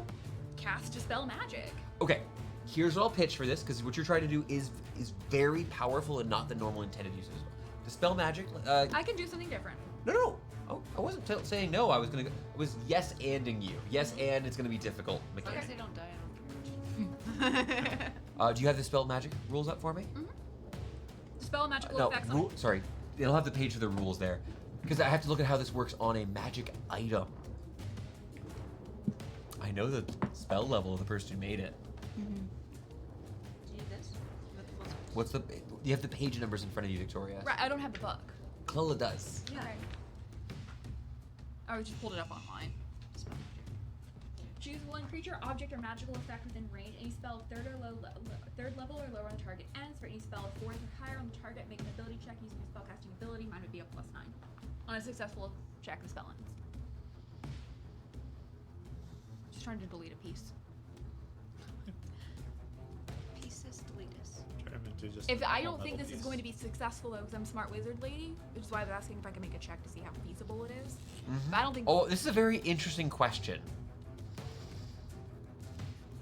There. What do you know the things I could do? Even the odds. Interesting that he didn't counterspell your thing, by the way, and instead chose to spell the magic afterwards. He didn't. Counterspell your counterspell. Didn't know that she was a wizard. Like how high a level wizard she The was. first thing I did was cast a 6th level spell. Nobody would expect that. Yeah. But I'm just saying, like, Probably thought you were casting some low level spell. but Like now maybe he's seen it. Aid or bless, something like that. I just don't think he's hiding like 6+ level spells under his belt. Because if he had, he would have counterspelled. Because he would have done Have slots you too. seen his outfit? He's not hiding anything. Could Just be a 'cause sexy wizard. Just because his nipples are out does not mean he's powerful, Thorn. I don't know. It's a power move. Should we all adopt a nipple outlook? Is that what you're saying? Yeah. The You're casting Defiant dispel Smiles? magic. We could put our pins. What over level them. is this spell? I'm just using a Perfect. 3rd. I will need you to make this roll. Okay. I would say this: if you want to make the roll, because you're trying to. Is your goal your goal is to affect a component of a bigger magic item? If this entire thing is all one magic item, I would not do that because I don't want to do anything to them. Right. No. What I'm saying is this. What I'll say is, they're not in danger. I will give you disadvantage on this check if you're trying to affect a single piece like this. Doing something bigger, you don't know what would happen to them if you dispelled the magic while they were in the game. Ah, screw it. I'll just cast Bigby's hand. Oh. Oh my God! You're making a game. Are you trying to imbue it into the table, or are you casting Bigby's band in the room? Making a Bigby's hand piece. Yay! This is amazing. You have a friend now. Another friend. Emerging. What zone? told you Where do you the deploy pieces. it? I'm deploying it in the back lines. Into the enemy territory? Yeah. It emerges into the purple side. You watch as Nope, everyone there is totally social. No one really reacts to this thing first emerging, except for the builders who are rapidly working on their wall. What do you expect to do? Infiltrate I'm just four. gonna decide on. I'm gonna take one of the archers Oh no, I'm gonna do a knight because you guys can range attack archers. I'm gonna do a knight because it's gonna take them a while to get there. Sure. This doesn't work. I'm gonna Bigby's hand, kaboom, a knight. Okay. You're doing a fist? I'm doing a fist. I love it. I'm gonna do Bigby's fist. Make your attack roll. Like just you roll your attack roll and see if we. Oh, it's immobilized. Do I get advantage? You have it. So it's not immobilized. No, it's frozen. It's just. Oh, it's not. So it's. No. It's I don't just. hit. I don't think. It's just not. It's just standing still. It's just complacent. Yeah. Right, it's not moved. I didn't freeze it. I didn't cast Hold Monster. Right. What's your spellcasting attack modifier? Oh, my spellcasting attack. Yeah, modifier. because you're just doing Bigby's hand. 13. Total is 13. Total 13. 13's not going to hit it. Right. As you bring that up here, this creature, not inert here, is going to bring up its kite shield here. It's knocked back a few inches here, and looks like it is now ready for combat. Right, because I didn't injure it, but I've. I'll have to double check Mass Suggestion to see that in a second. Damage. Okay. Yeah, Yeah, it should be damage. it's damage. Interesting. It Just like blocked your suggestion. attack. Okay, cool. I'll want to read the spell before it's its turn. That's not a problem. It's damage. Cool. Anything else in your turn, Ismene? That is my turn. Bigby's hand. All right, Ismene, you've conjured this hand in the back lines. Your friends here fighting in the middle against this brute. And I think we're going to end our session here tonight with all of you standing very small. I have plans. So do I. But all of you, as you're here engaging with this battle, I'm going to go ahead and pause us here. And when we come back next week, you all are going to clash against these pieces, find out a little bit more about this strange figure, and hey, who knows? Maybe I'll win a bet. Thank you so much for anyone who showed up here and watched a story here together. We love going on adventures with our friends, new and old. And we're going to be back here soon for another adventure with the Defiant Smiles. Also, just for some more things coming up in the near future, we've heard what everyone thinks here about the Cyberpunk, and we're so excited to have that coming back to the channel. If you want to learn more about what's happening there, you're going to want to come over to our Discord, where we're going to be making some announcements about it here in the coming days. Very excited. Cyberpunk Red, for those of you who don't know, is another RPG, and we've been having several games run by our dearest Victoria over here, and it's been absolutely amazing. We've got a couple other players here, Connor, and I actually get to play as a PC in that game, which is kind of neat, being on the other side of the screen. We also have maybe some guests coming in the near future that we're really excited to get to have you meet. But anyways, I've been, Matthew, your Dungeon Master, and these are my nerds. We'll see you next week. Bye. Bye, nerds.